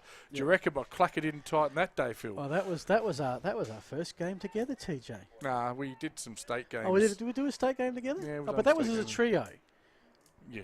That was our first as just a duo. The dynamic duo. That's it. 2 tons of man meat. Just call on the footy. That's it. Craig Pitt, 50 metres out on a 45-degree angle. Not the easiest kick in the world. Oh, they actually call his name, Port District, quite cleverly. It's a nice-looking kick, and he is a good footballer. Hasn't been his day, but that was his moment. That is back-to-back goals. That brings it back to 13 points. And, Phil, I don't get paid very much to do this, but I'm going to earn every cent right now and say the next goal is crucial. Very observant. That is why you were paid the money that you were paid, TJ. Yeah. Yeah, 5-3 to 3-3. My buddy Bet looking a little shaky. 15 minutes into the second. Looking real shaky. Prince Alfred are halfway to the 6. I reckon Port District will get 6. Be pretty surprised if they didn't. Yeah. The buddy Bet today, the losing team, my buddy Bet side, the losing team, will kick 5 goals or less. And I dare say there's a fair amount of our viewers just putting that buddy bet of ours right at the top of their stiff shizzle list. But anyway, the ruckman guided again. Again, neither one able to gain a good ascendancy, but quick kick there, Sam Graham. Hand to foot, quicker than a hiccup. Good play, but well read again by PAC, just behind the ball there. Gee, it's a hot contest at ground level. It's just not easy to get it out. Just so much pressure, tackling, ball bobbing around. Just flies out from God knows where, but they come out wide now, and Ollie Clark. Yeah, PAC have matched the pressure. Now, can they find the skill to get the goals? They've got a couple of leading targets. Oh, Juice Davis. He had Smush backing up and he managed to get around. Then we've got a target inside 50. On this occasion, it's Andrew Bradley. Yes, I've got to get used to this. Bradle's having shots for goals like this. Yeah, he's pretty much the same spot, probably a bit closer than Craig Pitt and a bit of a better angle. And I love the way Juice Davis just gives him the kick and then goes past him and tells him to have a shot for goal. I think he's got that all under control, Juice. I think he's worked that out. The former Glenelg Premiership captain probably put all that together Well, he played himself. 19 games last year and kicked 1 goal for the Tigers. Yep. No, yeah. His reaction off the boot, I don't think the audio came through, but he admonished himself. Yeah, basically, I didn't need to see where the ball went. I just had to see Bradley's reaction to know that missed. 3-4 plays 5-4, is it? Yeah, it's a good game. It's a really good game. So just readjust the pillow for height, Phil. Alrighty, while you do that, let me call some footy. Districts will bring it out. How do you leave Cooper Gaffney all by himself, which is sort of what's happened. He'll run past the van, kick it down. I'm going to call it the ladies' wing this afternoon, the clubhouse marquee wing. But intercepted. Comes back from whence it came. Suddenly Port District would feel a little bit under siege. And it's a free kick found. That was because Liam Ferns, the former Eagle and Seaton Rambler, was taken a little high. He responds towards the outer wing. Despite the best efforts of Carpenter, he spills out of bounds. Just a quick note, TJ. I went through the PAC list. I reckon only 4 players weren't part of PAC last year, which is a great return of players. And Prince is pretty much the same. Only 3 that I could find weren't part of PAC either last year or previous years. Really good retention. Yes, and some good depth as well. PAC winning the reserves here. And a very good game for a reserves game. And Davis gets one, the same one as the old Ferns just got, and he has got it high. That's a real example of not playing for a free, just keeping your head over the ball, head down. Davis, very, very good, consistent second effort there, because he certainly got one around the chops that would have slowed me up. So, and he'll line up from 35 metres out. And he's due for a bad kick. He hasn't had a bad kick this year. He's looked beautiful every time he's had a shot for goal, and so many of them at this end. Well, this would take the buffer that Port Adelaide had and reduce it to 1 straight kick. Port District. Same thing. They're from down that way. Yeah, black and white, successful. Black and white dynamite. And goal umpire does some form of calisthenics, but probably didn't need to move as Jaden Davis, the juice, just puts it straight over his hat for his second and just continues to be a thorn in the side. And it is now a 6-point ball game, Phil, and ascendancy has turned, which we said we thought it might. Well, we look at Prince Alfred that were runners-up last season, and they would have gone away and said, okay, we're good, but we're not premiership material. What do we got to do to take that last, probably small step? Andrew Bradley comes in. Great recruit. Jaden Davis comes in. He's now the target that maybe Princes didn't have last year. I mean, Tommy Bartlett came in and out. Can't rely on him to come out of retirement or from C grade each time. Davis is the man and maybe the missing puzzle for PAC this year. Port need to lift to the midfield, and they do get the clearance. A quick kick. High up and under, but good mark by PAC. In the midfield now for Port District, we've got Niskahus, Heffernan, Gaffney and Sizer. So slightly different mix in there at the moment. PAC starting to look better when they go forward. The quick hand, straight down the guts. Will it go to Davis? It goes past him, just over his head. Well read by Port District. They should clear through a chain of hands. Looks like Sam Gray might have dropped in behind the ball. Left foot kick, wide. Makes it someone else's problem. Quick play, Cockatoo Collins. He's slippery. Beautiful inboard. Gets past two. Up and under kick to the midfield. And good mark there, or easy mark there, taken from a good kick. That is Niskahus running through the middle. And Niskahus, well done. Competed in the middle, came back, was the link-up man and was able to get it all the way down forward to the Port District player. And that is Ben Gould. First time Port have managed to get it inside 50 and keep it there for a period of time. Yeah, probably for a while. Started with Sam Gray got the quick clearance out into space. It was Cockatoo Collins' quick feet to probably just dance around a couple that created this one. Benny Gould from a fair way out. Goal umpire moves towards the post because it hits the post. And that's on one minor score. And we're back out to a 7-point ball game, Port District. 22-minute mark. Could it be a big point? Well, we're about a half away from bringing that into calculations. Oh, yeah. Okay, long and wide. Port District in best position with a 2-on-1 at ground level. That one of the two goes down and creates the ball, but good follow-up. And the umpire says holding the ball. That was hot. Hot coming on, hot. Probably a bit unlucky there, maybe. Passanidi, the Daniel variety. But it'll be a PAC kick. Well, 7 points the margin. You mentioned the next goal critical. Well, Prince Alfred got it. Get another one, and it's going to be even Stevens at halftime. All that great quarter from Port District would be for Norton. You're virtually starting from an even deck, maybe a point or two in it. We're into the time on, 22 minutes gone. And after Prince's forward thrust, it is going to be repelled by Districts. They're going to go down the Hackney Road side. Clouds starting to grey a little bit. Don't think we're going to get any rain today. Surely not. No. They're moving it well down the outer side, but Princes have managed to put a bit of a hold to that. They've got it loose to Garrels, who's come into the side. His low kick, which Zach Hawkins got in the way but couldn't collect it. It's a loose ball, 45 out. This is critical. Sam Gray comes in. Rare turnover, so he comes out and collects. Yeah, probably not Sam Gray's finest moment there. He fumbled, gave away the free. And now it's holding the ball. The umpire's made 6 decisions there, and I think that was interesting. I reckon he handled that with his wrist. Did he pay advantage that there wasn't an advantage? No, and then he paid a holding the ball. I'm not sure who was doing what with who, but Port District have got the ball. That's probably the only thing that really matters right now, Phil, when it's 35 metres out in the hands of Alex Dinoff.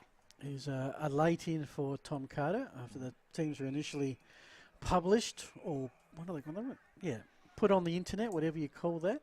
Posted, maybe, on Thursday night. Adelaide Footy League website. I'll tell you what isn't on the Adelaide Footy League website? It's incredible what's on there, including links to Between the Posts. Yeah, goal of the week, mark of the week.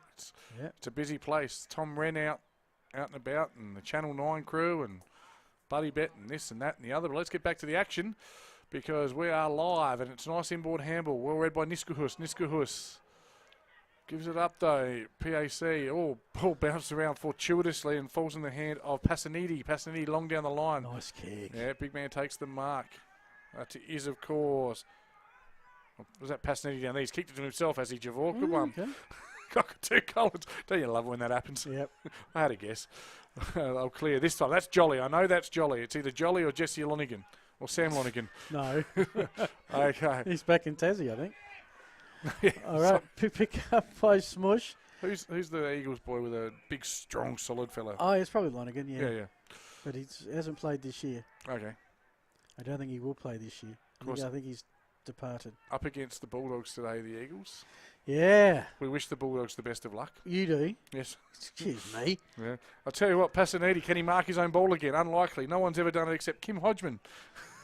1988. I remember Kim Hodgman, along with Peter Knights and Alex Jezelenko and some guy I didn't know from Swan District, in an NFL how to play football coaching pack in the late 70s. Back when it wasn't the AFL that ran the game, there was actually a council of state leagues. But anyway, PAC with a Hodgman was the SA rep teaching handball. Oh, and that one, he's put him down after half time. And I think we're going to have a little bit of an introduction to each other here in front of the ladies' 10 as well. Cockatoo Collins, that was, that just put his PAC opponent, Mitchell Tearley, down a little, well, after the siren, to be honest.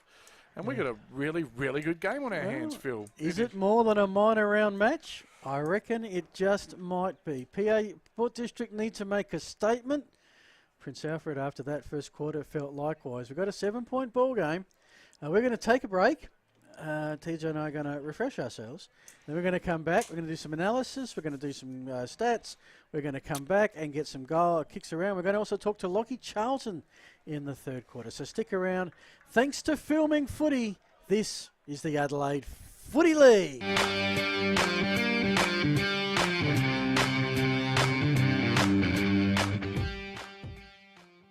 Nine News, teaming up with the Adelaide Footy League. Tom Wren on the ground at your club for Thursday Night Live, strengthening communities through footy.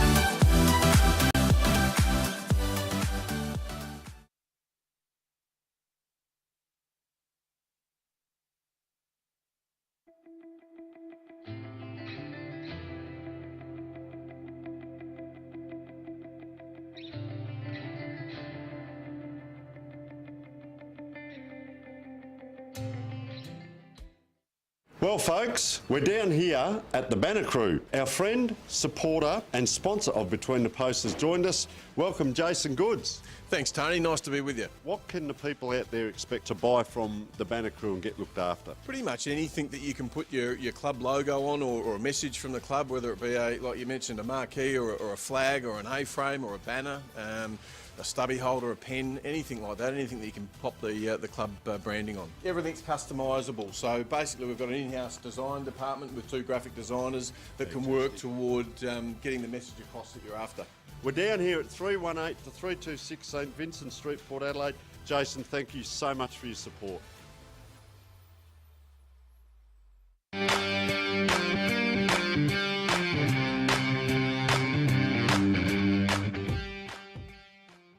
Nine News, teaming up with the Adelaide Footy League. Tom Wren on the ground at your club for Thursday Night Live, strengthening communities through footy.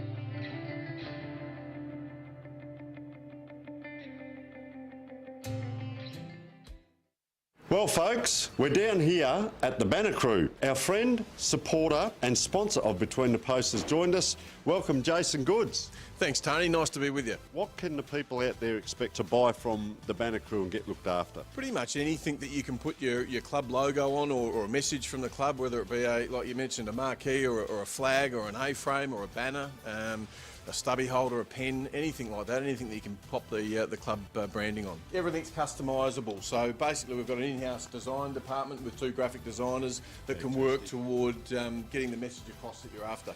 We're down here at 318 to 326 St Vincent Street, Port Adelaide. Jason, thank you so much for your support.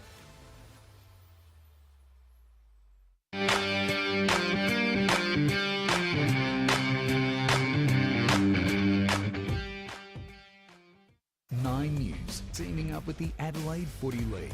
Tom Wren on the ground at your club for Thursday Night Live, strengthening communities through footy.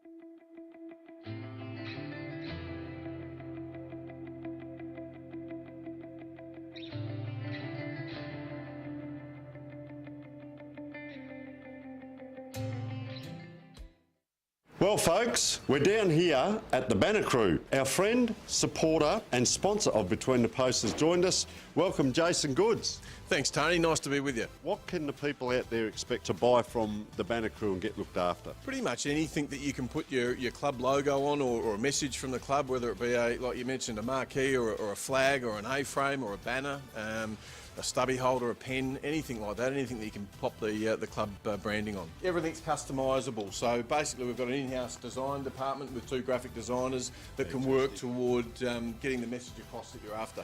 We're down here at 318 to 326 St Vincent Street, Port Adelaide. Jason, thank you so much for your support.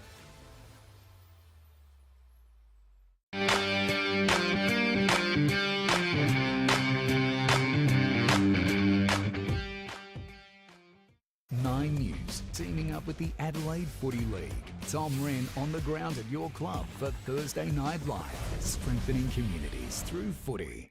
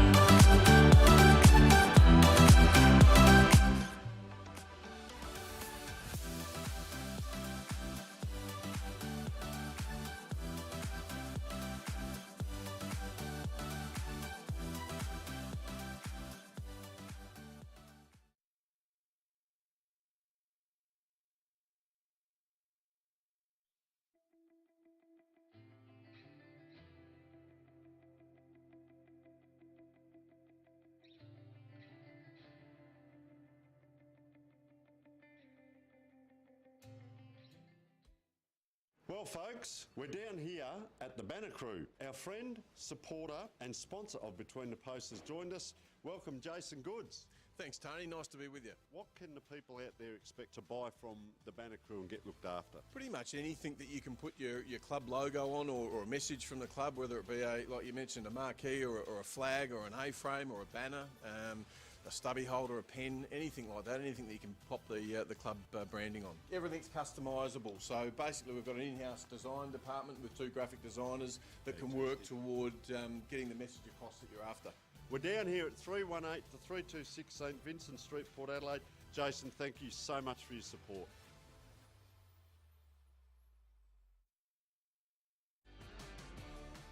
See, 4 goals, 4-28, trailing Port District 5-5-35, a 7-point lead to Port District after leading by 25 at quarter time. And we're joined here in the box by an injured PAC player. Welcome to the broadcast, Lachlan Charlton.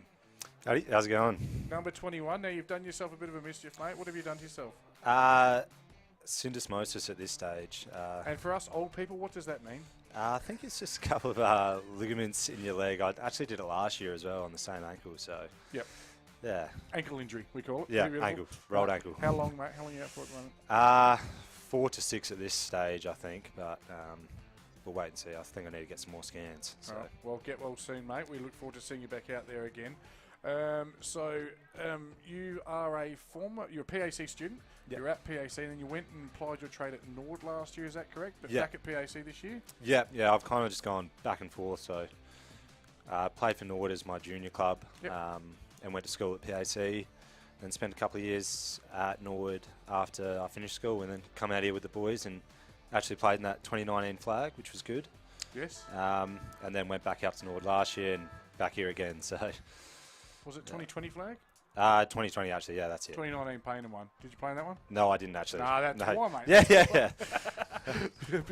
Beautifully done, Phil. How about that? Hey, I mean, you've been around for quite a while, mate. Tell us the new facilities. How important is that to the club, and what does it mean for you boys? Yeah, it's absolutely unreal. The old ones are a bit shabby. Yep. Showers didn't really work. Yeah, it's just a bit squishy, hot, sweaty. Yep. Where these ones are, they're real nice. Yeah. Probably the only area, I mean, obviously inside I haven't been into clubs, I'm sure they're fantastic. Room for improvement if you're a rebuild. Puts the 3 toilets out the back, and at the moment, the ladies' day, I think all the Chardonnay's starting to filter through. And they're going in groups, which is great, just sharing the one toilet, which is fantastic. Just on that, TJ, I only come in for the important stuff. Yeah. They've actually brought in portaloos. Oh, have they? But luxury portaloos. Where? Talk about an oxymoron. We've got one sitting at the back of the van. Luxury portaloos here at Park 9. What efforts the Red Men go to. Unbelievable. Well, I didn't use portaloo. Mate, also your brother playing, it's a family affair, played in the twos today. He got injured, didn't he? Is he all right? Yeah, dislocated his shoulder first time, so they had a bit of trouble getting that back in. So, yeah, he's on his way to the hospital at the moment. So, well, we wish him all the best. We hope he goes okay. Is he on the green whistle? Yes, he is. He'd be having an absolute ball. Yeah, he was having fun when he left, so that's the main thing. Did he tell you he loves you? Yeah, he did actually. I'll tell you what, there's a market for those green whistles. Gamble responsibly and green whistle responsibly, but by God. Let's move on. And what we do now for the first 5, we'll call the play-by-plays, mate, but we're going to throw to you. If you can give us, you know the players probably better than us, mate. Any insight to any of the players would be great, whether they're old scholars or nicknames and how they earned them. We really like. We love a good nickname. And your thoughts on the game so far? Yeah, it's obviously it was always going to be a bit of a hot contest. Grand final rematch. I think Port are 1 and 2 so far, so don't really know how they've been going so far this year, and we've been doing all right. Got a few players out, so yeah, it's been a pretty good game. Hopefully we can get on top here. Beautiful. Back can Neil, Jolly, Bradley and McNamara arrest control in the middle. Will be Jolly at the first stoppage. Oh, he's tackled, but those big strong hips allows him to turn onto his left, go straight down the high diddle. Puts a good ball down there at ground level. Trengove always dangerous on the ground ball. Gives a quick handle, probably too quick. Port District should relieve to the near side. Phil, this is your area. Alrighty, picked up by District. It will be by Gould, who looks for a runner. There they are. That's happening, I think. Kick towards the forward 50 arc, looking for Wheatra. Just gets momentarily rid of his opponent. Got the kick inbound. Batty leads. Batty marks. Whilst he lines up, I'll quickly give you some scores around the ground at half time. Glenunga lead St Peter's by 54 points, 76 to 22. Broadview lead Brighton by 52 points, 64 to 12. Tea Tree Gully lead Goodwood Saints by 16. That's the only tip I'm getting right at the moment. 45 to 29. Glenunga, right? I did pick Glenunga, sorry. And Old Ignatians were leading by 5. At halftime, they trail by 44. Big Okay. quarter by Sacred Well, Heart. you've got 3, right?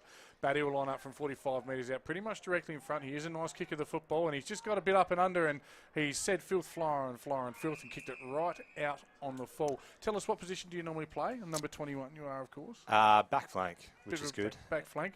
Some good players floating through that back line. Wildman, Curran, these types. Be great to play with, wouldn't they? Yeah, no, it is really good. Cuz is Cuz, I guess. Is that Chris Curran? He does pretty much everything you need. Beautiful mark there. Number 2, that's Oscar Clark, the young fella who won the Neomorph mouthguard last start. Not a kick that'll win you another mouthguard, though. As it comes out to the wing. Overhand, no looksy there from Jordan Neal. Doesn't work. And Port District Chainer handles Gaffney. Just lowers the eyes absolutely beautifully to Lewis Sharrod. Hasn't been a big day yet, but he's competed all day.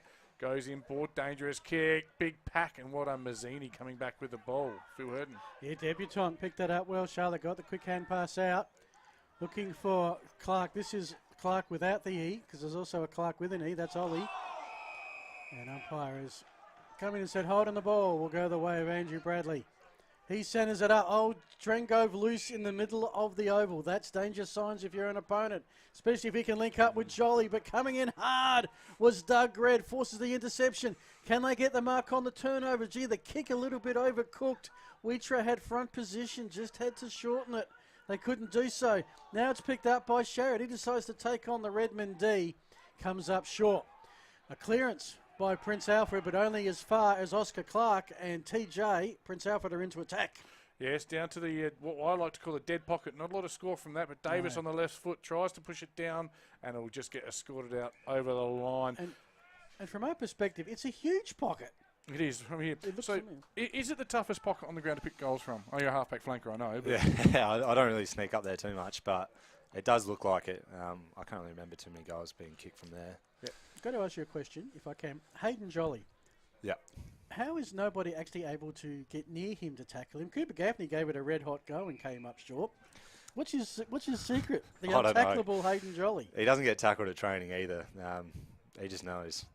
he's sixth sense. I don't think you can teach it. I think he's just got it. Yeah, he hears dead people, but anyway, we move on. Quick clearing kick here. Good contest and great mark there. Number 24 Port District, that is, of course, Kenny Carpenter. Liked his game. Phil, back and forward, done good things. Yep. And again, a question without notice for our guest here. Is that the scoring end? It always feels like the scoring end to me. I don't know why. Yeah, I think it is actually. I've just pointed. Apologies to our viewers. Is the right of screen where all the goals have been today the scoring end? So you're saying yes? I think it is. I think it's got the best view, so everyone tries to put on a bit of a show down there. Yeah. So, and when you come out from training, is that the pocket they practice from, the goal? Yeah, definitely. Yeah. And what pocket do we call that, Phil? I tried to Google it, but nothing came up. Yeah, the Tommy Javor pocket. I should add 8 of 9 goals to the right of your screen so far this afternoon. Or for those of you in the box, that way. Okay. Ball bobbing around. It's a hot contest at the moment. Neil over the ball. I'm not sure I could trust a man with 2 first names. And someone gets one right in the noggin. That's your rookie debutant. Batty, strength in front. Goes with the one hand. Well worked. Oh, he's just stolen the ball there, Sharrod, and he's taken without it. Oh, play on, says the umpire, and I think we'll have a ball up 20 metres out from goal. Just a bit. Oh! Sorry, I don't mean to laugh at an umpire's decision. That's holding the ball, PAC ball. Tell us what it's like, Craig Pitt as a coach. Yeah, he's really good. The playing coach thing works? Yeah, he's really good at it. He's very unselfish. Like, he plays that kind of the dead spot, the high half forward, where you don't really get a whole lot of touches, kind of sacrifice his game. But when we're in trouble, he'll just throw himself in the midfield as he's done today, and he's an absolute gun, and he's a really good leader as well. So flying shot there from Gaffney. That was a nice build-up there. Tell me, have you heard him do karaoke? Is he still a karaoke fan? I actually haven't heard him do karaoke, but when I first come out here, he used to talk about it a fair bit. Yeah. Can't imagine. He's got a pretty deep I felt so sorry for him. After the 2019 Grand Final, me and the Payne boys rolled in. He was at Sing at about 3 a.m. and he just went, no, thanks boys, I'm out. He was wearing a chicken suit. That should be 25 to Wildman. Ball knocked, maybe he threw it down, who knows. He'll come this way. Ugly kick, but enough time there for Mackenzie Slee. Goes down the line, probably not his best kick. Wildman follows up. As you said, Phil, he's kind of everywhere. Good work rate. Princes have got it. They haven't had any space, though, but they're starting to work it through a bit methodically. This is Pritchard looking for Pitt, but everywhere the Princes have been, there's been a lot of black around them.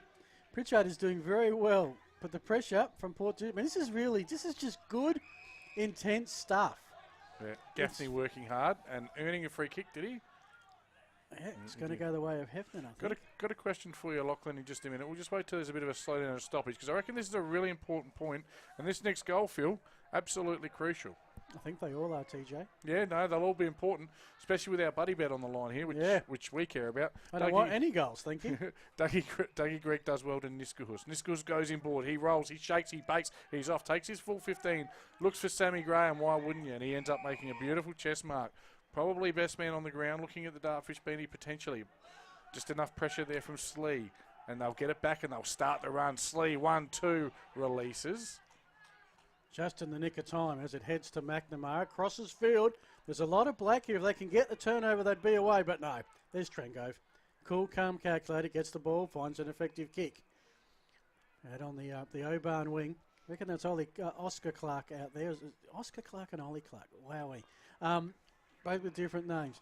As it's picked up by Port District. Just missed the player there. It's Louis Sharad, who's getting into this ball game. He's out the back here. He's out the back here, and he's got 2 shots. He's got 2 bounces. Kick needed a bit more penetration. Yeah, it was because Tom you're Gray. right. Tommy Gray was waiting for a booming kick to get the goal, but maybe it's a bit further out there than it looks from here. So I work in footy. I do a lot of community-based appearances with AFL players and SANFL players. One question that kids always ask the players: who's your best friend here? Who's your best friend in the team? My best friend in the team? Yeah. I'm not sure. We're all pretty good mates. Oh, of course you are. Who's your best friend? Just say it. I do like Lockie McNamara, the captain. He's a great mate of mine. I bet you like the coach too. I do. I have to. Jolly can kick the ball at angles that other people can't. He's kicked an inside-out there drop punt. Quite amazing. Yeah, no, McNamara, he's been really good this year. So he floats through the middle, doesn't he? Plays high forward. Yeah. Very versatile. Adds that string to the bow. You've obviously got Bradley, Pitt, Jolly, Trengove in there. So just you need that extra midfielder, and he does a good job. Yeah, he's very quick. Yeah, I don't know how many goals he kicks just running out of the front of stoppage, but yeah, he's a hard person to catch. 8.5 minutes have gone of this third quarter. We are goalless in the second half thus far. There is a buddy bet that TJ and I have today. Great sponsor, buddy bet. One of our sponsors, and that is that the losing team, we haven't named anybody, the losing team will kick 5 goals or less. That's what I'm saying. TJ has gone the overs. We're seeing how we're going so far. It was looking good early. Then a high-scoring second quarter, and now it's tightened up again. Yeah. Bradley at ground level, works hard for the ground ball, gets it into Neil. Neil, awkward-looking kick, but effective down the line if it doesn't go out of play. And enough pressure is there that they scored it over, so it's no free kick. It'll be a ball in 65 metres around from the goal. So, Lockie, 4 week, what do you do in your time off now? I mean, obviously you're at the game, but it's just rehab and hopefully training again soon? Yeah, just rehab at this stage. I think I'm meant to be in a moon boot, actually, at the moment. So, hopefully the physio's not watching. Yeah, the camera only goes this high. You're okay. Yeah. And then just a whole lot of nothing. Yeah, beautifully played there by the PAC play. Just protected the drop of the ball there with his body. Was really well worked, and it might be, and I'll tell you when it turns around, it is in fact Ollie Clark. Tell us a bit about Ollie Clark as he lines up from 25 metres out. Yeah, he missed the first couple of games with a hamstring injury, but he's super athletic, can jump just as high as a kangaroo. One of the 2 ins for Prince Alfred, along with debutant Willie Charlick. We'll come back to that statement right there. It's an interesting one on commentary. It's a beautiful kick. It's his first and their 5th, and scores are very close. It is 2 points the difference in favour of Port Adelaide. He can jump as high as a kangaroo. Because kangaroos jump along, but a high jumping kangaroo, I assume. Yeah, he's got springs in his legs. Okay. Like the one in Looney Tunes. Yeah. They used to beat up Sylvester the cat. Okay. because the Vestal thought it was a big mouse. They wouldn't have a clue what we're talking about, No, they these wouldn't. kids. No, Looney Tunes, what's that? Port District kicked the first 5 goals. Prince Alfred have kicked the last 5. Ebbs and Port flows. District have swings and not kicked a roundabouts. goal for some time. And how about this midfield? We talk about it all the time. Neil, Bradley, McNamara and Jolly. It must be good at half-back seeing those guys in the middle. Yeah. You know it's not really going to come out the front too easy or too many quick kicks around the side, which is good. Let you set up and let Cuz intercept. Makes it a bit easier. Yeah, he plays well behind the ball, doesn't he? And looking dangerous now, PAC. Again, that first goal just helped them find that little bit of momentum, that energy around the ball, and now the free kicks start going their way, and things just roll your way a little bit as the ball's with Josh Garrels. Probably hasn't been his biggest day, but he's getting involved now. Tell us a bit about Josh Garrels, mate. I don't know him at all. They call him Hollywood. Hollywood! Yeah, I think he rates himself a little bit. Was he? But yeah, no, he's got beautiful skills. Come up last week and played well. So he's come up from the B grade, or? Yeah. Yeah, awesome. I love that. Always a good story. And you've got great depth at the moment. Your Bees are travelling along quite nicely, aren't they? Yeah, they are, which is good. A lot of young boys come through this year, I think just straight out of school, which is good. Bit of speed. Yes, the PAC Footy Factory. It is a great breeding ground. There's been some good ones, that's for sure. So what year did you graduate, year 12? 2017, yeah. So did you get a chance to play for the Old Scholars back at PAC, a couple of games that they had back there? Nah, I didn't. I was at Norwood. At Norwood at that time. Because that would have, for those Old Scholars, that would have been an interesting experience, going back to the old haunting ground and playing a game of footy there usually against St. Peter's. Yeah. Yeah, as we've just seen Trengrove to Wicks, and he goes to the pocket. Maybe not the right option. Port District might clear. They need a bit of steadying. They maybe even just take a second off the clock, take some control back, take some ball control, and they do. There's a couple of links up here. They're probably a chance now. They're out on the outer side.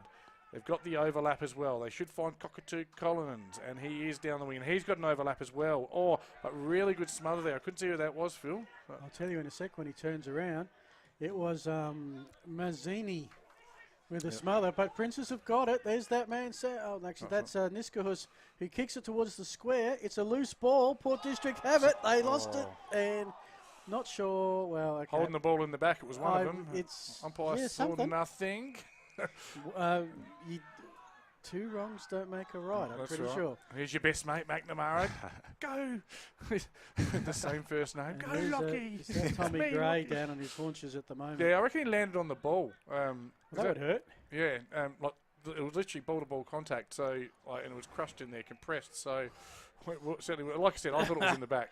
Okay. So I'm not even trying to be funny. You're being descriptive, that's for sure. Luke McCauley comes this way. Tell us about Will Charlock, the debutant. Yeah, he's first year out of school, I think. It's been good. Yeah, he's... the first couple of games he's just absolutely dominated, and he's kind of picked it up. Sharrod puts his head down, says, I'll take care of this. Ring-a-ding-ding. Bang. That's their first and their sixth. Most importantly, his first. Again, didn't have a big first half, but geez, he made it his moment, Lewis. They just put their head down and went, and that is 6 for PAC. They take that handy 8-point lead here at Park 9. We're being joined by Lachlan Charlton from the PAC Footy Club. Speaking of PAC, it is a beautiful school. I was lucky enough to do a bit of teaching there. Some of the people that might have taught you, correct me if I'm wrong, Marty McKinnon, Troy McKinnon, Bad Boy Bubner, probably Dave DeLacy, all good people. Yeah, Marty McKinnon was our coach, actually, for footy, which was... not bad having an ex-AFL player coach. Yeah, no, he was really good. He probably gave the best pump-up speeches I've ever heard in my life. Yeah, right. He was my year level at school. He was Blacks and I was St. Paul's. Yeah, very, very good. He put on some size. He's a big fella now. Also a Gaelic footballer, Phil. I know you love your weekly Gaelic football. So Sam Gray, Port just arresting momentum here. Sorry, I just have to cut you off there from the Marty McKinnon stories. Of course, he was at Geelong and the Crows. And Phil, you'd be happy to hear the Eagles up over the Dogs. Good to know. Gaffney, that in left that footed. other league. Yes, that other one that we love. High kick, sitting under it quite well, like it was Trengrove. And Jack Trengrove, how about the aerobic capacity of the man? Yeah, him and his sister are just incredible, really. She, of course, marathon runner. She wins medals. She's pretty good at it. And again, look like Gaffney, and it's an awkward kick. They can be just as dangerous, though. Quick release. Oh, that's a throw. That could only be a throw or a very good volleyball serve. Yep.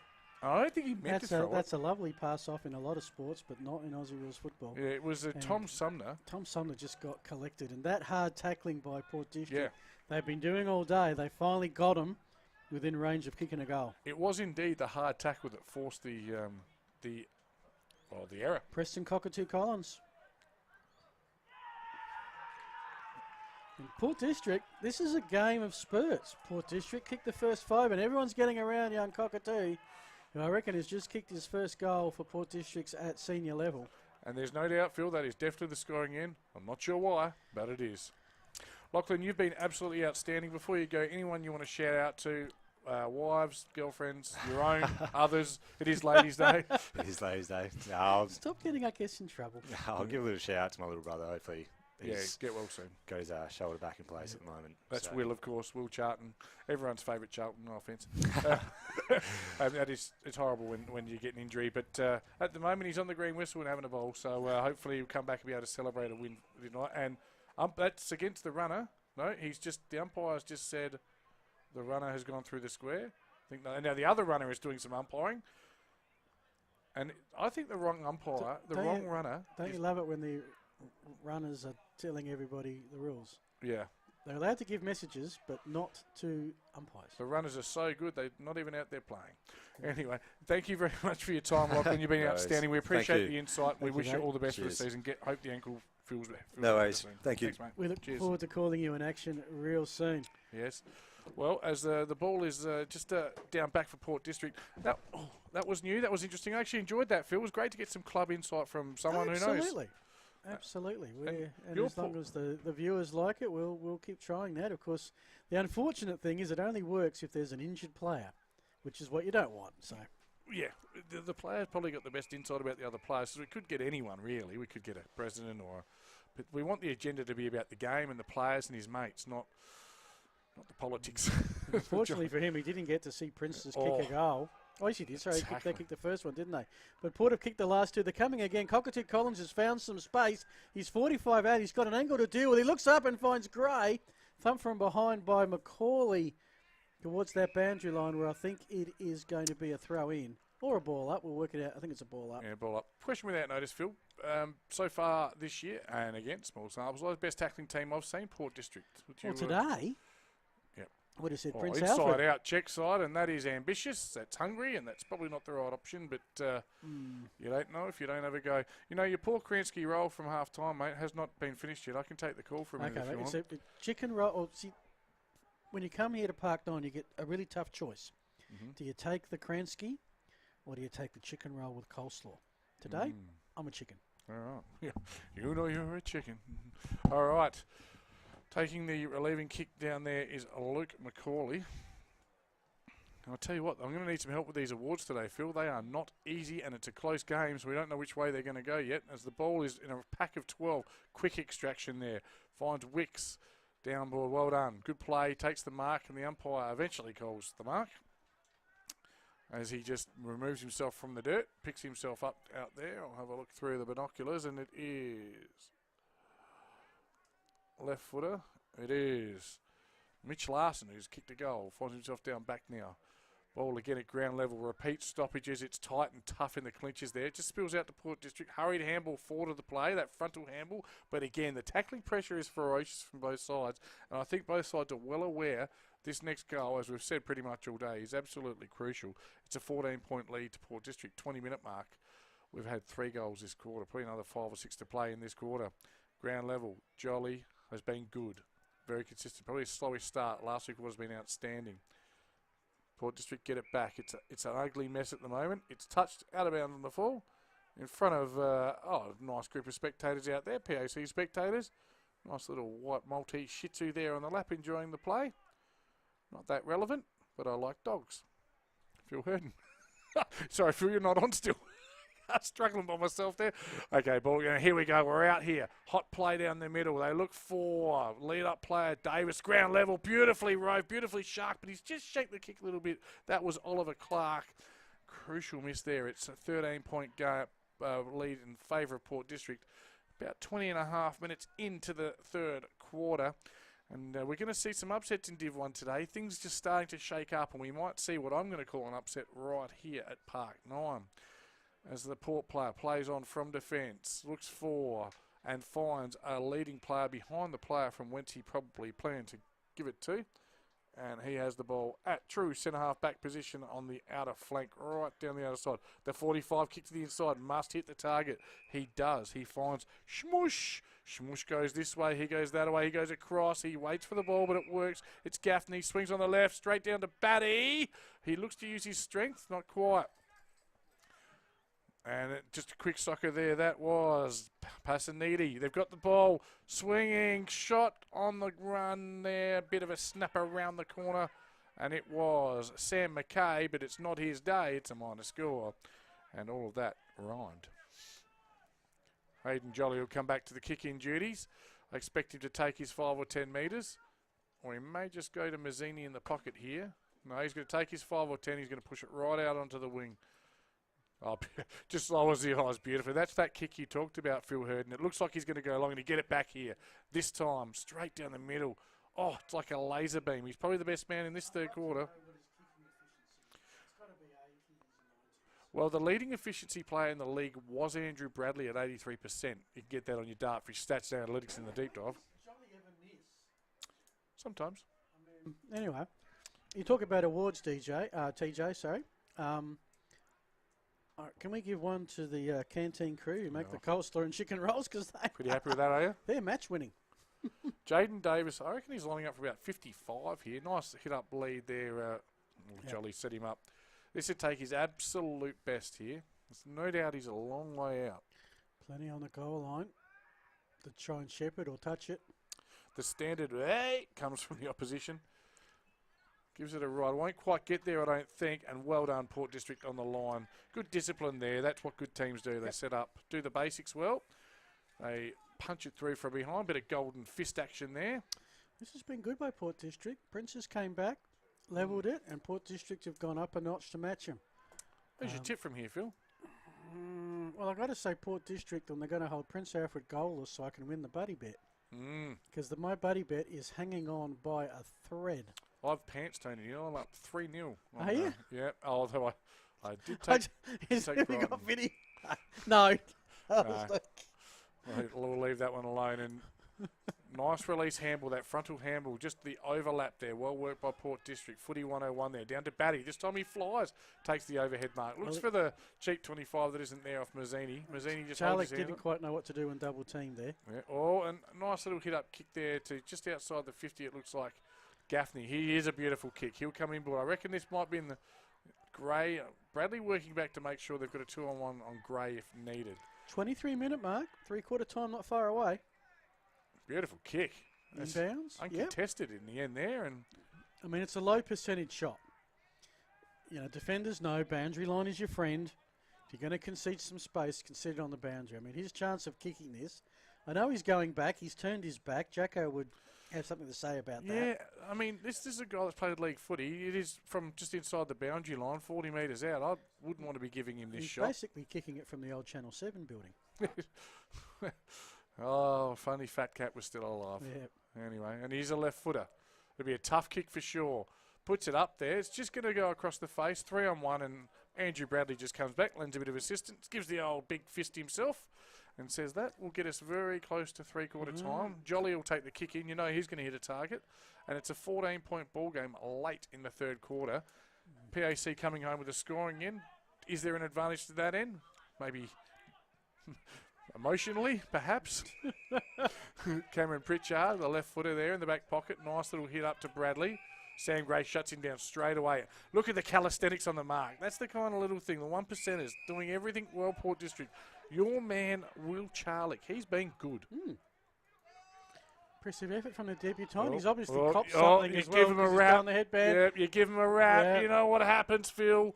That's happened 3 or 4 times today. Port District have come and chopped off that inside ball that's had too much air on it. Cockatoo Collins flies ground level, gets it back, gives a cute little handle. Oh, don't argue with me. Oh, bang. That one rattled his ancestors. Do not mess with Mackenzie on that last one, and Port District responded in kind. They spoiled each other then. Gray comes in to try and spoil. It's been bottled up here for a little bit.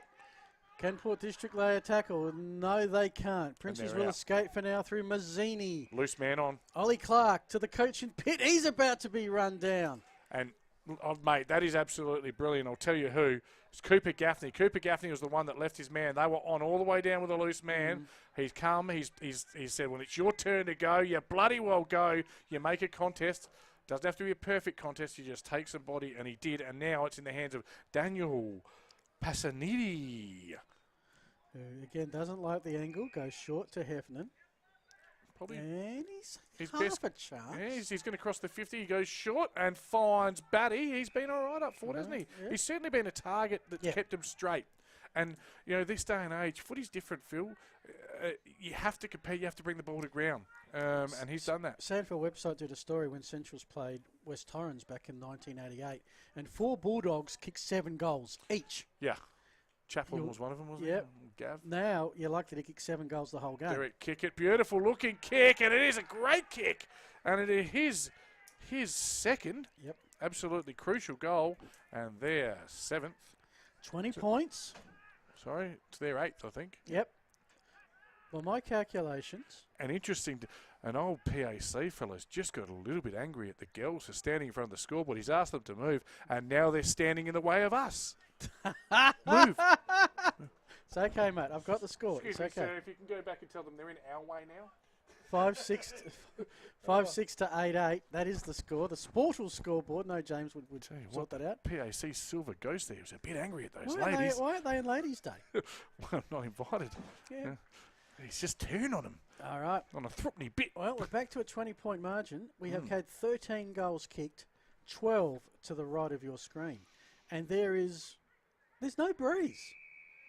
There is no kick, breeze, and I'll tell you least what, of consequence. if they sneak one more, it'll be the biggest lead of the day, Phil. And tell you what, that'll make it very tough. But PAC, courage there. Well done by Tierley. He goes long and wide and finds Pritchard. Pritchard's a left footer, so he should be able to swing in board and goes down the line to the 3/4 time siren, which sees Port 8-8 leading PAC 5-6. Goal kickers, Phil Herden or Tom Javor? Oh, no, I've got the goal kickers.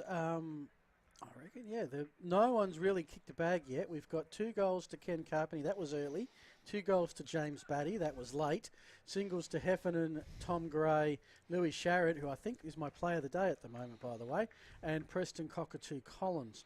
For Princes, 2 goals to Jaden Davis, singles to Mitch Larson and Craig Pitt. It was a 25-point lead at quarter time. 7-point lead at halftime. It's back out to 20. Big final quarter coming up. Thanks to Filming Footy, this is the Adelaide Footy League.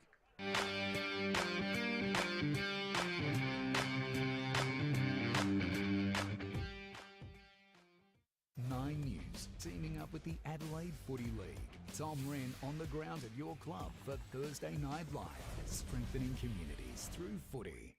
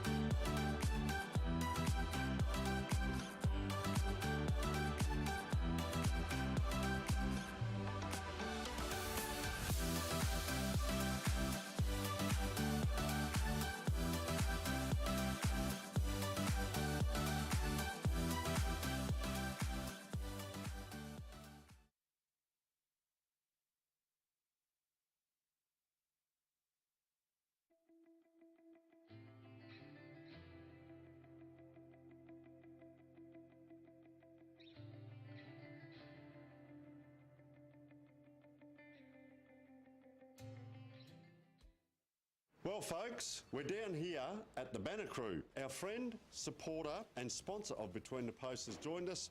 Welcome, Jason Goods. Thanks, Tony. Nice to be with you. What can the people out there expect to buy from the Banner Crew and get looked after? Pretty much anything that you can put your club logo on or a message from the club, whether it be, like you mentioned, a marquee or a flag or an A-frame or a banner, a stubby holder, a pen, anything like that, anything that you can pop the club branding on. Everything's customisable. So basically we've got an in-house design department with 2 graphic designers that can work toward getting the message across that you're after.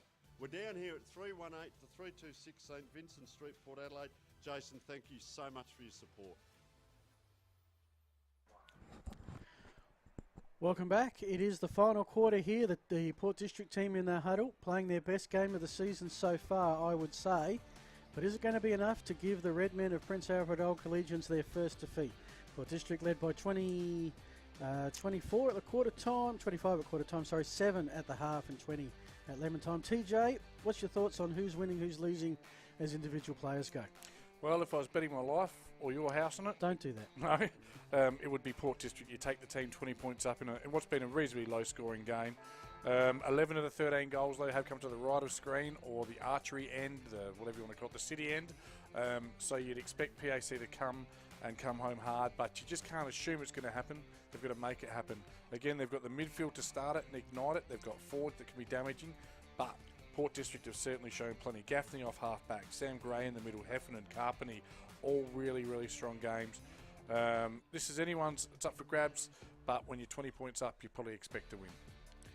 Just getting some scores around the ground at the moment. Continue at Galanunga. It is the Rams. Yes. Who may, if this all holds, be the sole unbeaten team tonight. Yes. They're going to be unbeaten because they lead St Peter's Old Collegians by 68 points, and Spock will start the season 0-4. Brighton and Broadview got out 7 goals in front at quarter time. They lead by 52 points at the moment. Wow. There is a close one. It's up at Pertaringa, where Goody Saints have got a bit of a wriggle, and it's been pretty close all day, to be fair. 12-point lead to Tea Tree Gully. And the final one, it's really turning out to be how far Old Ignatians, especially since quarter time. It is Sacred Heart Old Collegians. Sorry, not how far. Oh, wow. So, no, it is how far Sacred Heart at Old Ignatians. Shock by 63. And I've just given Tommy one, but he's going to call the final quarter regardless. It's Sizer versus Neil in the ruck. The big men go at it. They fly. Sizer with a tap down to Sam Gray. We've seen that before today. He's been great at ground level. Quick kick. Carpenter on the left gets the receive handle. It's a torpedo floater and one-hander. How about that? James Batty. He has just used his strength to protect the drop zone, and he has taken a magical one-hander off of what would have been a very, very tough kick to mark. He goes with a quick round the corner kick on the right and sneaks it in. It's first blood Port District.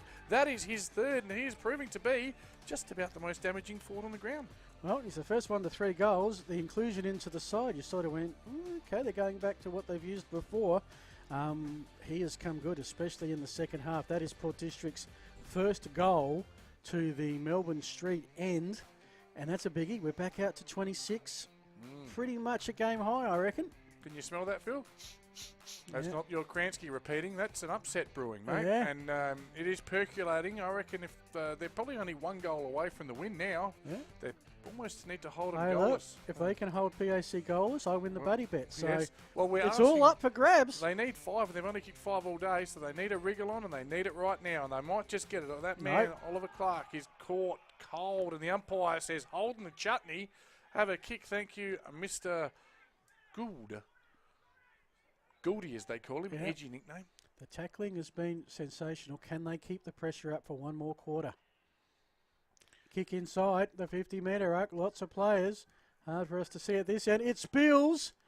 Got excited for a moment. Gaffney's kick was partially smothered. And suddenly there's a Prince player who manages to escape the tackling. Goes long upfield, straight up the guts.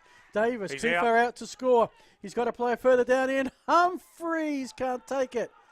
Davidson applying the pressure. Sam Gray, who's been everywhere today, thought about going back. He'll go sideways. Needs a bouncing ball. Larson comes in to lay pressure. But in the end, Port District's good enough, worked hard enough for Smush to clear it out to the flank to Zach Hawkins. Yeah, credit goes to Sean Davidson. He was the one running back with the flight to not give away the free and just be able to cause enough damage and stop Humphries from taking the mark was crucial, because that goal would have lifted PAC on Ladies' Day. We're back on the outer side. Spills out of bounds. So every stoppage, every slowdown, every kick around now is really how Port District can wind down this clock in a hurry. Not saying if they got an opportunity not to be bold with it, but when they got a chance to tick down some seconds, make this final quarter a short one. It sits with... No, Louis Sharrod thought he had himself a kick. Boundary umpire says otherwise, and boundary umpire makes the decision. Trengove in ruck wins the tap straight down. Good play, they're out now. Quick chain of hands, they'll look long, but it's going to be all Port District back there. Good contest there by Davis, causes the spill, and follow-up tackle, creates the pressure, well done, and follows up a third time, but he'll get tackled, and the ball is bobbing around. You know what it's bobbing around like, don't you, Phil? A cork in the umpire, swarming. You know he was going to ping it. I don't even know who's on the bottom. It's Davis that gets up, unluckily. And it'll be a Port District free kick. You know, created the play. He was fighting very hard for that football. Well, I thought he was the tackler, to be honest with you, but never mind. He was, probably for half of that session. Yep, okay. Kick comes out to Ferns. Been okay, Ferns, hasn't he? Yep. Been a good battle between him and Davis. To Gould. Nice left foot. Well, Davis has probably had his quietest game with just the 2 goals. Nuskahus in front of the interchange bench. Sends Districts forward, off hands, out of bounds in front of the Port District bench. We've talked about Sam Gray a lot, but I think guys like Niskahus, Heffernan and that, what they have done is they have curtailed. I mean, they've still been good, Trengrove, Bradley and all that, but they certainly haven't let them off the leash. Yeah. Gould's tackling. Cooper Gaffney's had some great moments. I've loved Gaffney's game. Yeah. Around the body was Heffernan, is always busy. I mean, you come in with some expectations of some of these players, and not sure what they got up to second half last week, but they've certainly come good this week. In the Batty direction now, let's see what he's like at ground level. Forces the ball out of bounds, as I think that was maybe Sumner that he led to it. Throw in. I sheepishly said, Phil, on between the posts, my Div 1 wrap, that I think the top 5 could almost be set. But it does appear any of the top 5 can beat each other on their day. Sacred Heart beating Port District last week. Port District beating PAC today. Glenunga to remain undefeated, and Tea Tree Gully as well. Certainly around the mix look like they're going to be. You certainly think Sacred Heart, Tea Tree Gully and Glenunga are doing the job. Prince Alfred here, so that's 4. You only got one more spot left for, say, an average team. For Port District, a Broadview, a Brighton, a Goody Saints. Yeah, I don't know if Goody Oh, Saints no, are going to be there I in agree. September, I'm just going to take a little while to get used to the concept. But if you list every team, Phil, you're going to get the top 5. No. Obviously Spock and Old Ignatians, and I can't say Broadview because they're going to be 2-2 tonight. Yeah, they would have taken that at the start of the year, So I reckon. there's probably 3. Goody Saints if they lose here. Old Iggies and St. Peter's. And Goody Saints might come good. You never know. Not too much happening, just ball played down the line there and it's scored it out. We'll have a ball in 50 metres around from what was the scoring end, but hasn't been the case in this quarter. Not yet. Left all alone down there is Tom Humphries, and Humphries, Davis and Pitt at the forward line, and they all need to bob up with one and reasonably quickly, or this one's going to be all over. And unfortunately, it's run away for them. It's run away by Port District. Well done, Cockatoo Collins. He's quick, gets the ball moving in the direction that Port District want. To Weitra. Weitra down 4. It looks for Batty. He's strong. He has asserted himself in this quarter and this second half. Loved his game. He's having one of the best games that I know he comes with a reputation. He's been a great player for Districts for some time. He's come out today fresh as a daisy and took a quarter to settle in. Since then he's been is he maybe the difference? I don't know, mate, but I did my. You've got to try and keep. I've got so much work to do after this game. I've got to find 4 award winners and give them out and interview them. And so what do we got? So just to give them a plug, we've got the New Balance $100 voucher with the iconic Dartfish beanie. That's for the best on ground. The Neo North mouthguard, so smooth and gentle you won't know you're wearing it. That's for the player of the day.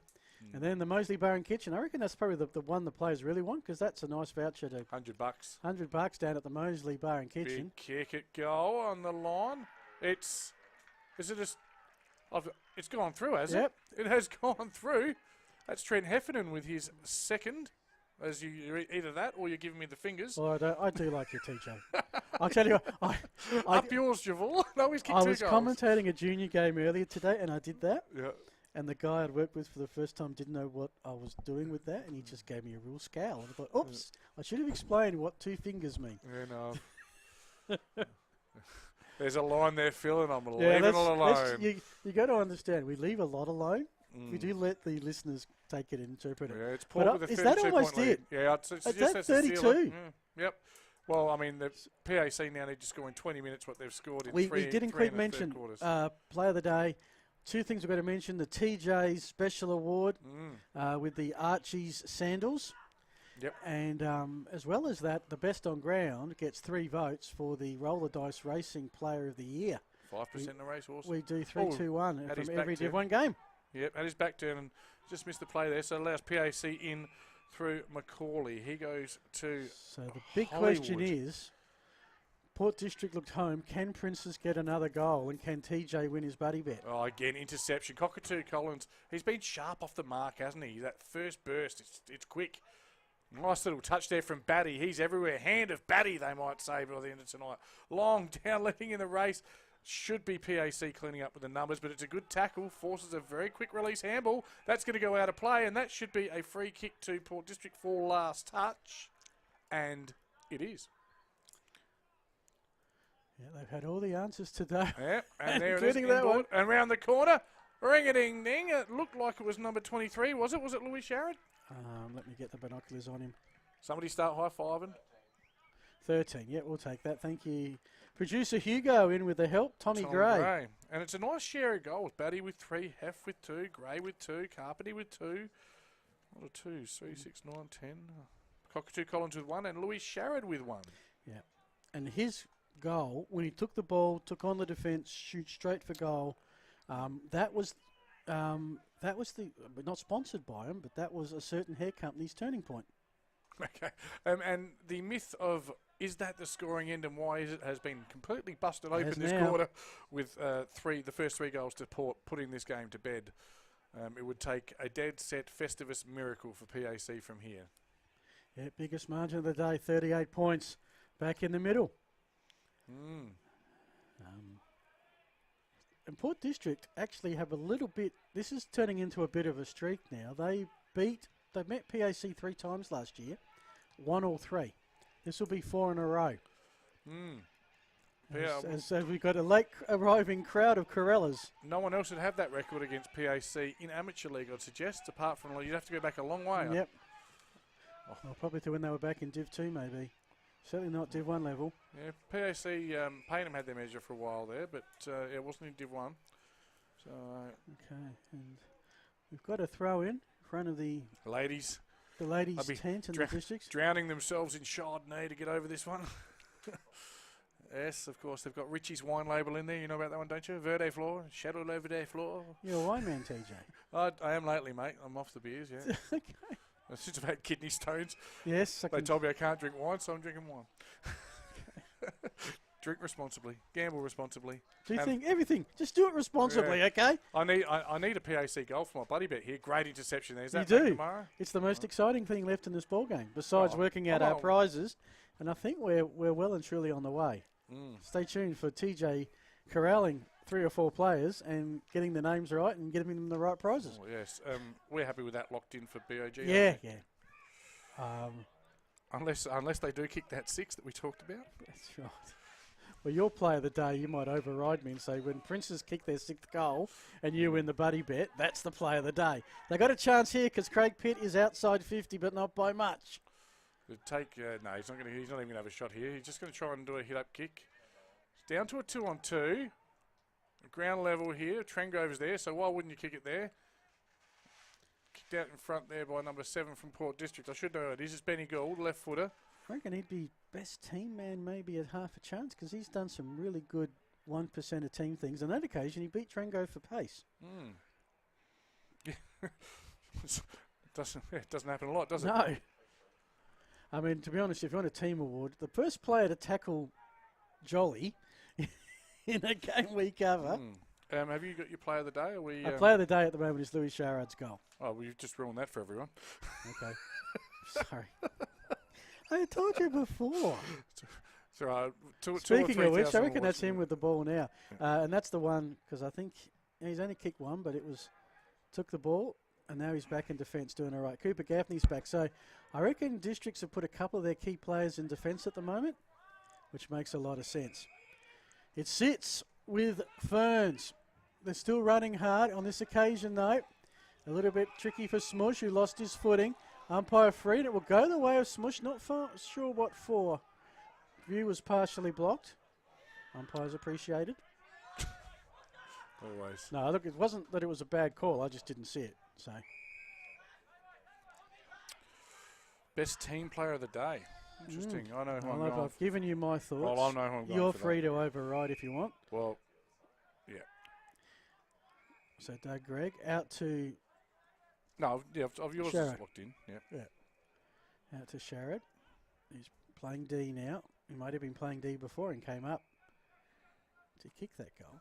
And Of Prince course, Port D District are just playing being defence. Not D Shepherd. No.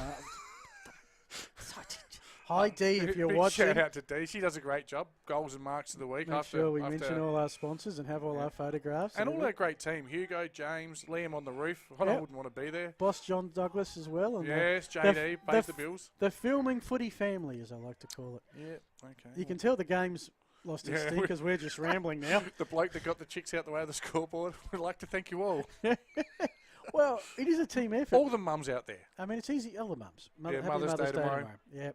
Off to the Intercontinental for the gourmet breakfast, Phil. Okay. So I'm off to Goolwa. No mum for me anymore, alas, but we'll remember her, and we'll also celebrate my wife, mother of two. Happy, two grown-up kids now. The mother of your children, that's probably That's a pretty the one. important That's one. the best way to say yes. I got one of those. One that I It know was of. her birthday last week, Mother's Day this week. Sometimes it's day after another because, if my Mother's Depends Day on the falls week early- of the month, yeah. It's a bit like my daughter was born on grand final day. So once every 7 Ooh, years, that AFL grand final. Was she actually born when she was born on grand final day? Yeah. What?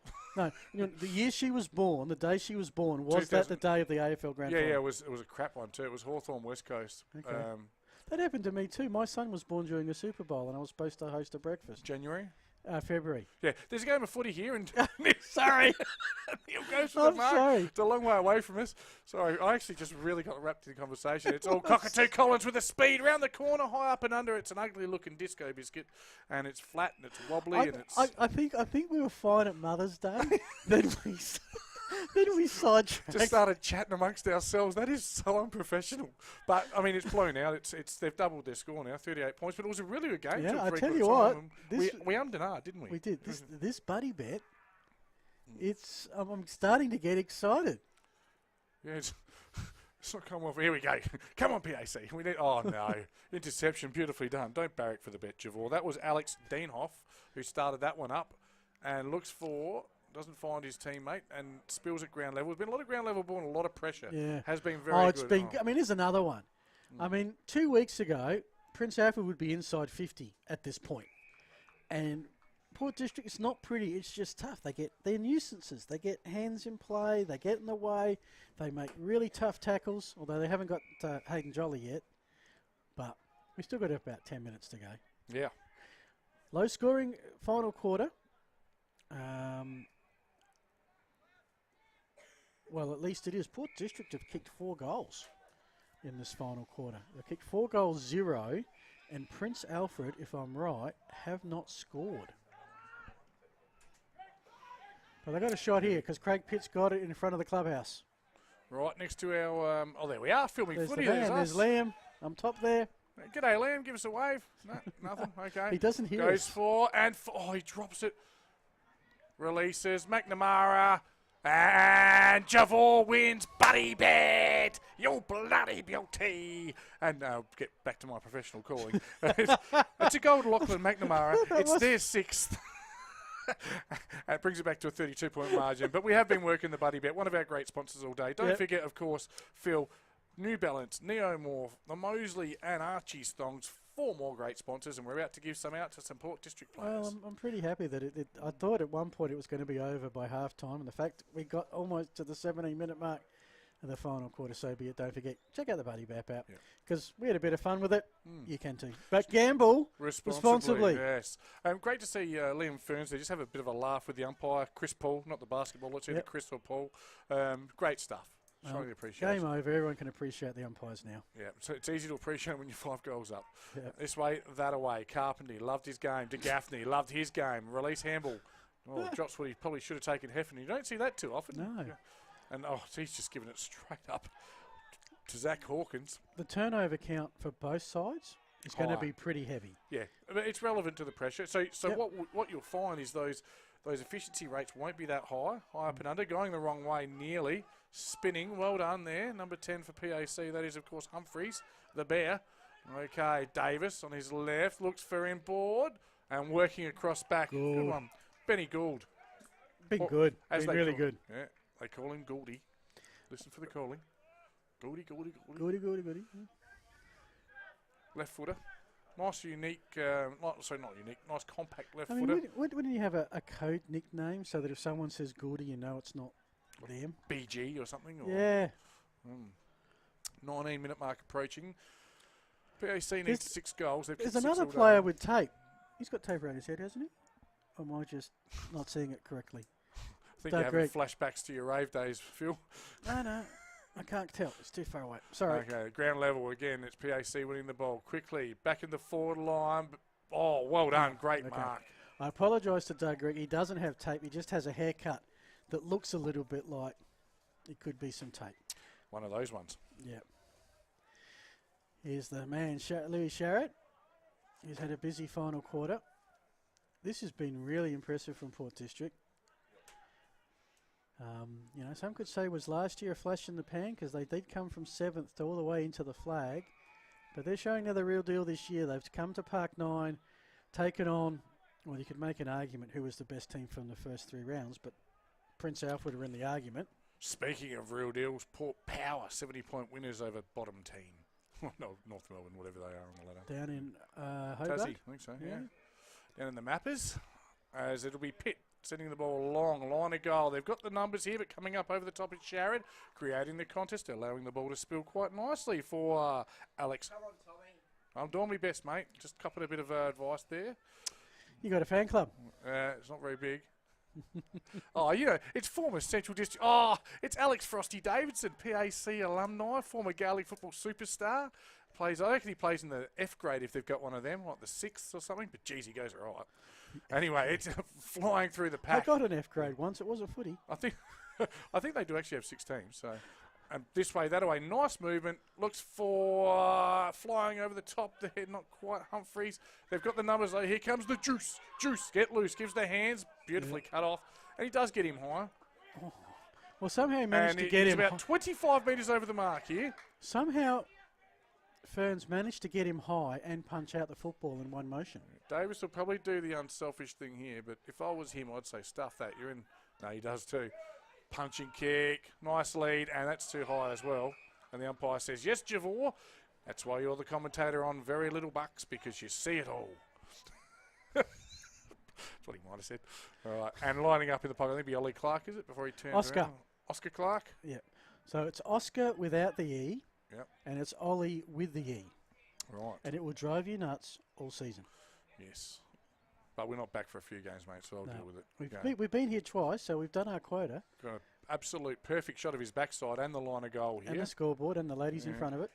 And he has kicked that like an F grader. And that was the angle he didn't want shown. And you know that's going to get shown back to him. He's had a little glance over here. Oh, dear. Anyway. 21 minutes. The end is nigh. It's going to be Port District going to 2-2. And you tell it's getting late in the day. Some bloke has just walked past and he has got 11 beers in his arms. And they're going down to Frosty Davidson again.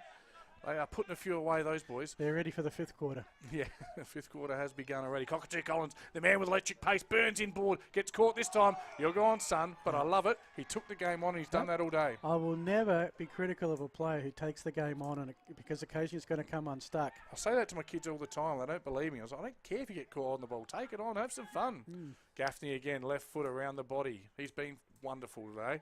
Ball spills Sam Gray. Seems to have more time Here than we everyone go. else. To Tom Gray. Gray to Gray. It's like the Gowans brothers of the Centrals era. Down to that man, number 13. Tommy. That's Tom. And that is their third. His third. And there's no way that he kicked it to himself. I've done it again. It was I think it was Gray to Niskahus to Gray, but either way, it was the midfielders combining down to that powerful forward Tommy Gray, and he's having a really consistent year, being double figures. You might want to get ready. You telling me to leave? In a very nice way. Yeah, I'm ready to go. I mean, you're not going anywhere. You're going to be the star of the show in about 5 minutes. Goodness. All right. Hey, it's been a pleasure. I'll be back, I think, after my interviews. Come back. Well done, Port District. I didn't tip you. You proved me wrong. Your tackling was ferocious. Your ground level play was great. Great team play. The better team won on the day. Alrighty. I'll cover until siren, and then TJ will go and round up our award winners. No Beck Northcott here today. So TJ and I are doing this as a duo. Someone's asking me what size feet I think a player is. I've got not a clue, Tommy. Tommy Schmush with the thump out of bounds. We'll keep it inside. We'll stop Prince's. I'll tell you what, I wasn't far off with the 5 goals. Prince Alfred looked like they're only going to end up with 6. Unless they get a wriggle on in the last couple of minutes.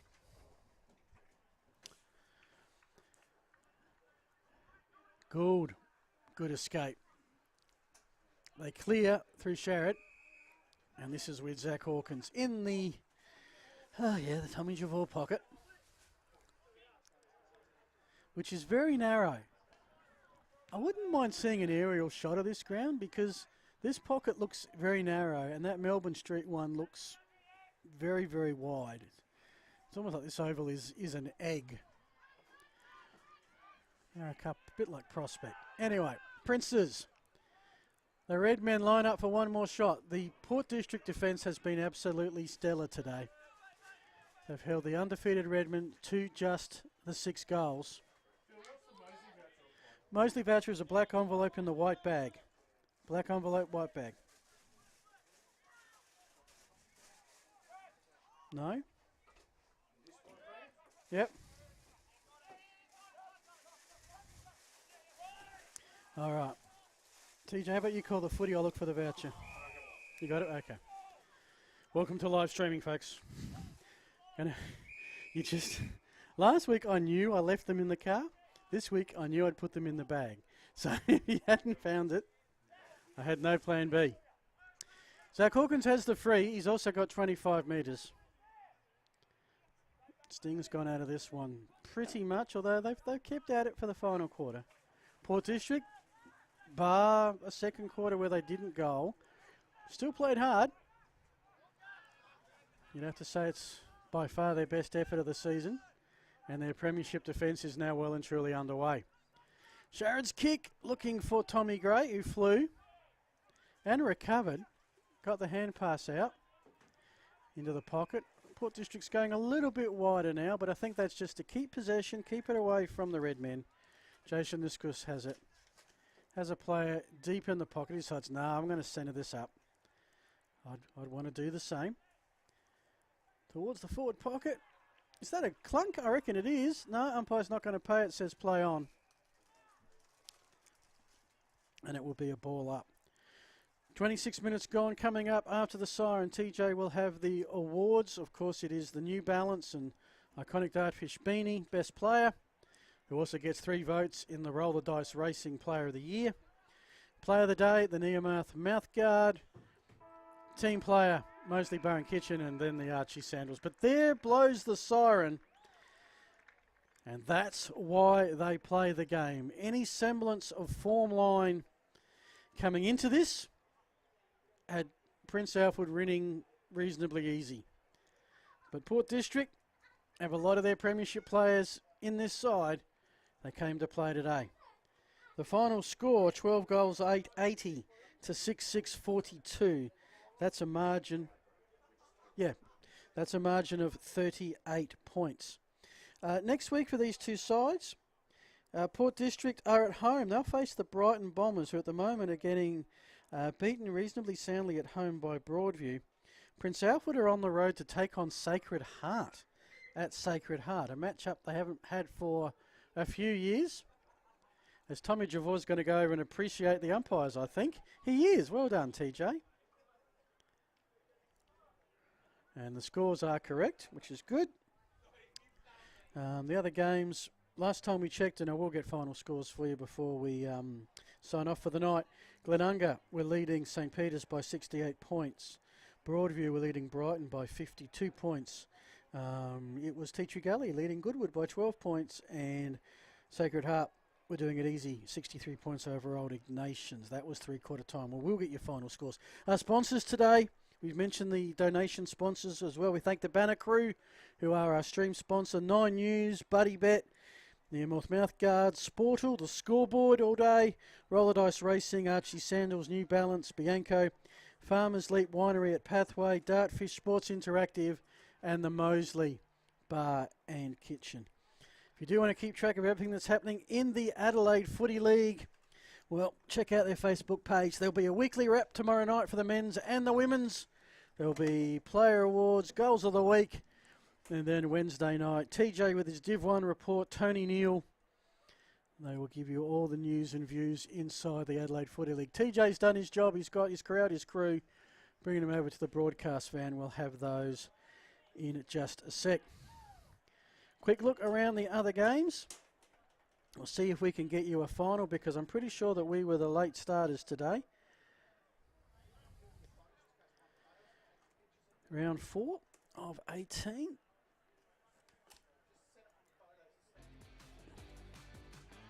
Let's see if hopefully the streams of the other games haven't ended and I can actually get you some scores, or else we're going to have a bit of fun.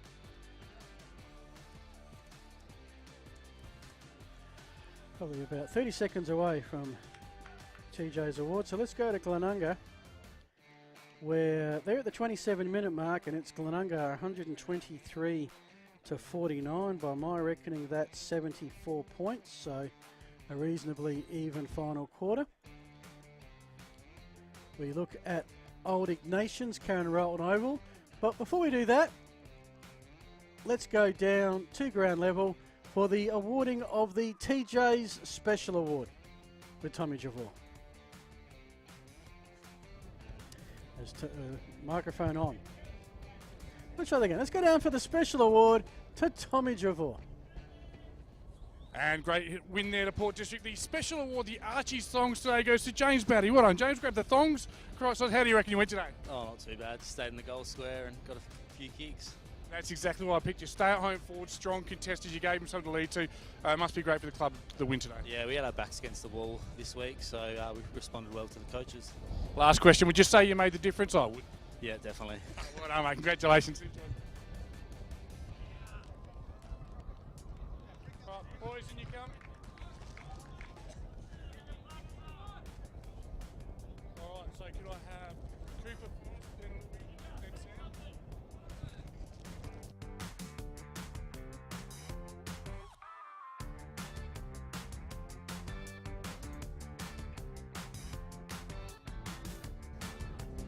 And after a great win, I'm here with our award winners from Port District. First up, we've got the best team player of the day. They win the Moseley Bar and Kitchen. Look after your mate, $100 voucher. And that goes to Cooper Gaffney. Some of those intercepts today. Tell us, how do you do it, mate? Just, I don't know, just the team does it and I help out. When it's your turn to go, you Go. Yes, he got it right. Hey, well done, mate. Here's your voucher. Congratulations. Right, just shuffle across. Louis Sharrow, player of the day. Take us through that goal down there. I'm calling it a bloody game changer. Wouldn't go that far. I think if we had Snicko on the post, I reckon it might have touched it. But yeah, glad it went through and I celebrated a bit. Do you play with a mouth guard? You upgrade, mate. Neomorph mouth guard. You won't even know you've got it in your mouth, mate. That's how good it is. Our good friends at Neomorph. Thank you. Like a $100 mouth guard. All right. And best on ground, of course, probably needs no introduction, but I'll give him one. Sam Gray, an unbelievable day, setting up goals, running through the midfield. You've won the iconic Dartfish beanie and the $100 New Balance voucher. Tell us a bit about the day, mate. We come in off probably the first 3 rounds pretty scrappy. So we wanted to put 4 quarters together today and stick in all games. We knew PSC would be there all game. And we come away with, I think it was 3 goals up, 3/4 time, and put the foot down a bit, so it was good to get a win. How about that midfield you're up against? Jolly, Bradley, Pitt, really good opponents to beat today. Oh, they're probably best 2 midfielders in the comp, so when you come up against PSC, it's always going to be a tough game. right off Port District at your peril. People, you're back and looking forward to next week, no doubt. Yeah, keen to get some momentum and get a few back-to-back wins, mate. Congratulations on the win and a great game. Well done. Well done to TJ. No easy feat that. Find 4 players after a footy game and then coordinate the awards. We do thank the players for joining us in that. We do thank our sponsors, which include New Balance, Dartfish, Nearmouth Mouth Guards, the Moseley Bar and Kitchen, and Roll the Dice Racing for the end of season awards. We've got some final scores, and we've got one game that's over, and the score bug's been dropped. So I'm not sure, but it was, I believe, Broadview have beaten Brighton because they were up by 52 points at three-quarter time. The other finals we've got, well, Glenunga, it was almost final. They were leading St. Peter's by 74. The Rams are the sole undefeated team in the Adelaide Footy League Division 1. Tea Tree Gully and Goodwood Saints was tight all day. It was 2 goals, the difference at three-quarter time. Tea Tree Gully kicked away. They kicked about 5 goals, maybe 5 goals to 1 as we go into the rooms. We will get the song in just a tick.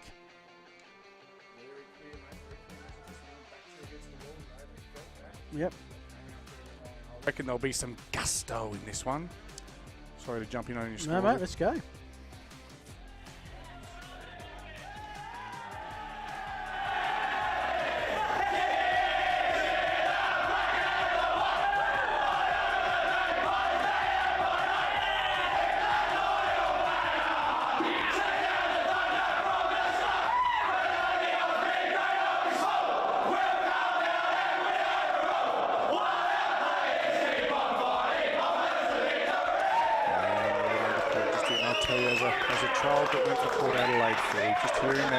Still gives me the little goosebumps and the tingles. Because you don't shake down the thunder.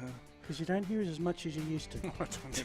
Well, when Sydney play, but they lost today, so yeah. All right, quickly, Glenunga, we're leading St. Peter's by 74 with just minutes left.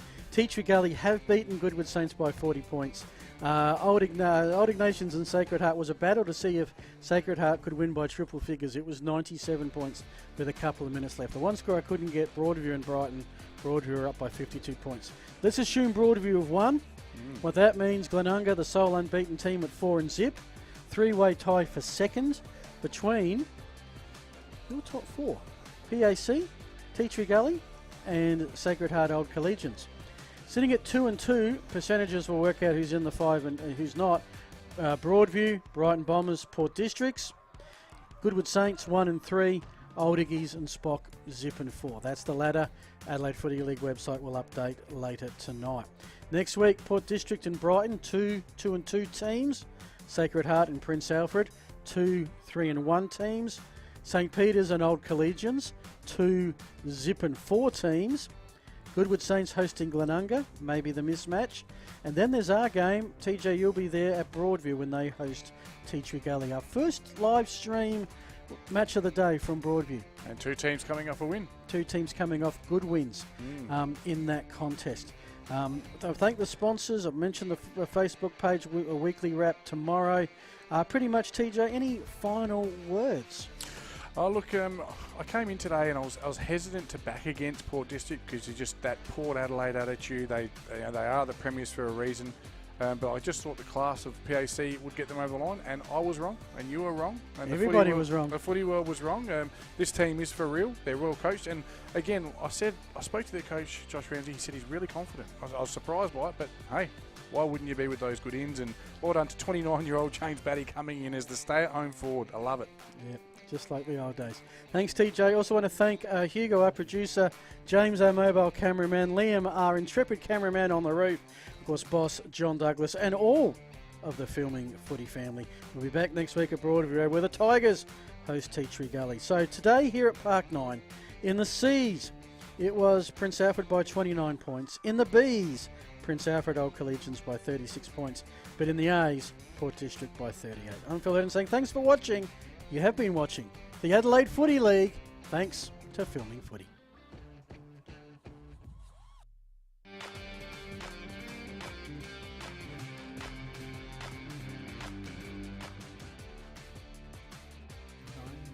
Teaming up with the Adelaide Footy League. Tom Wren on the ground at your club for Thursday Night Live. Strengthening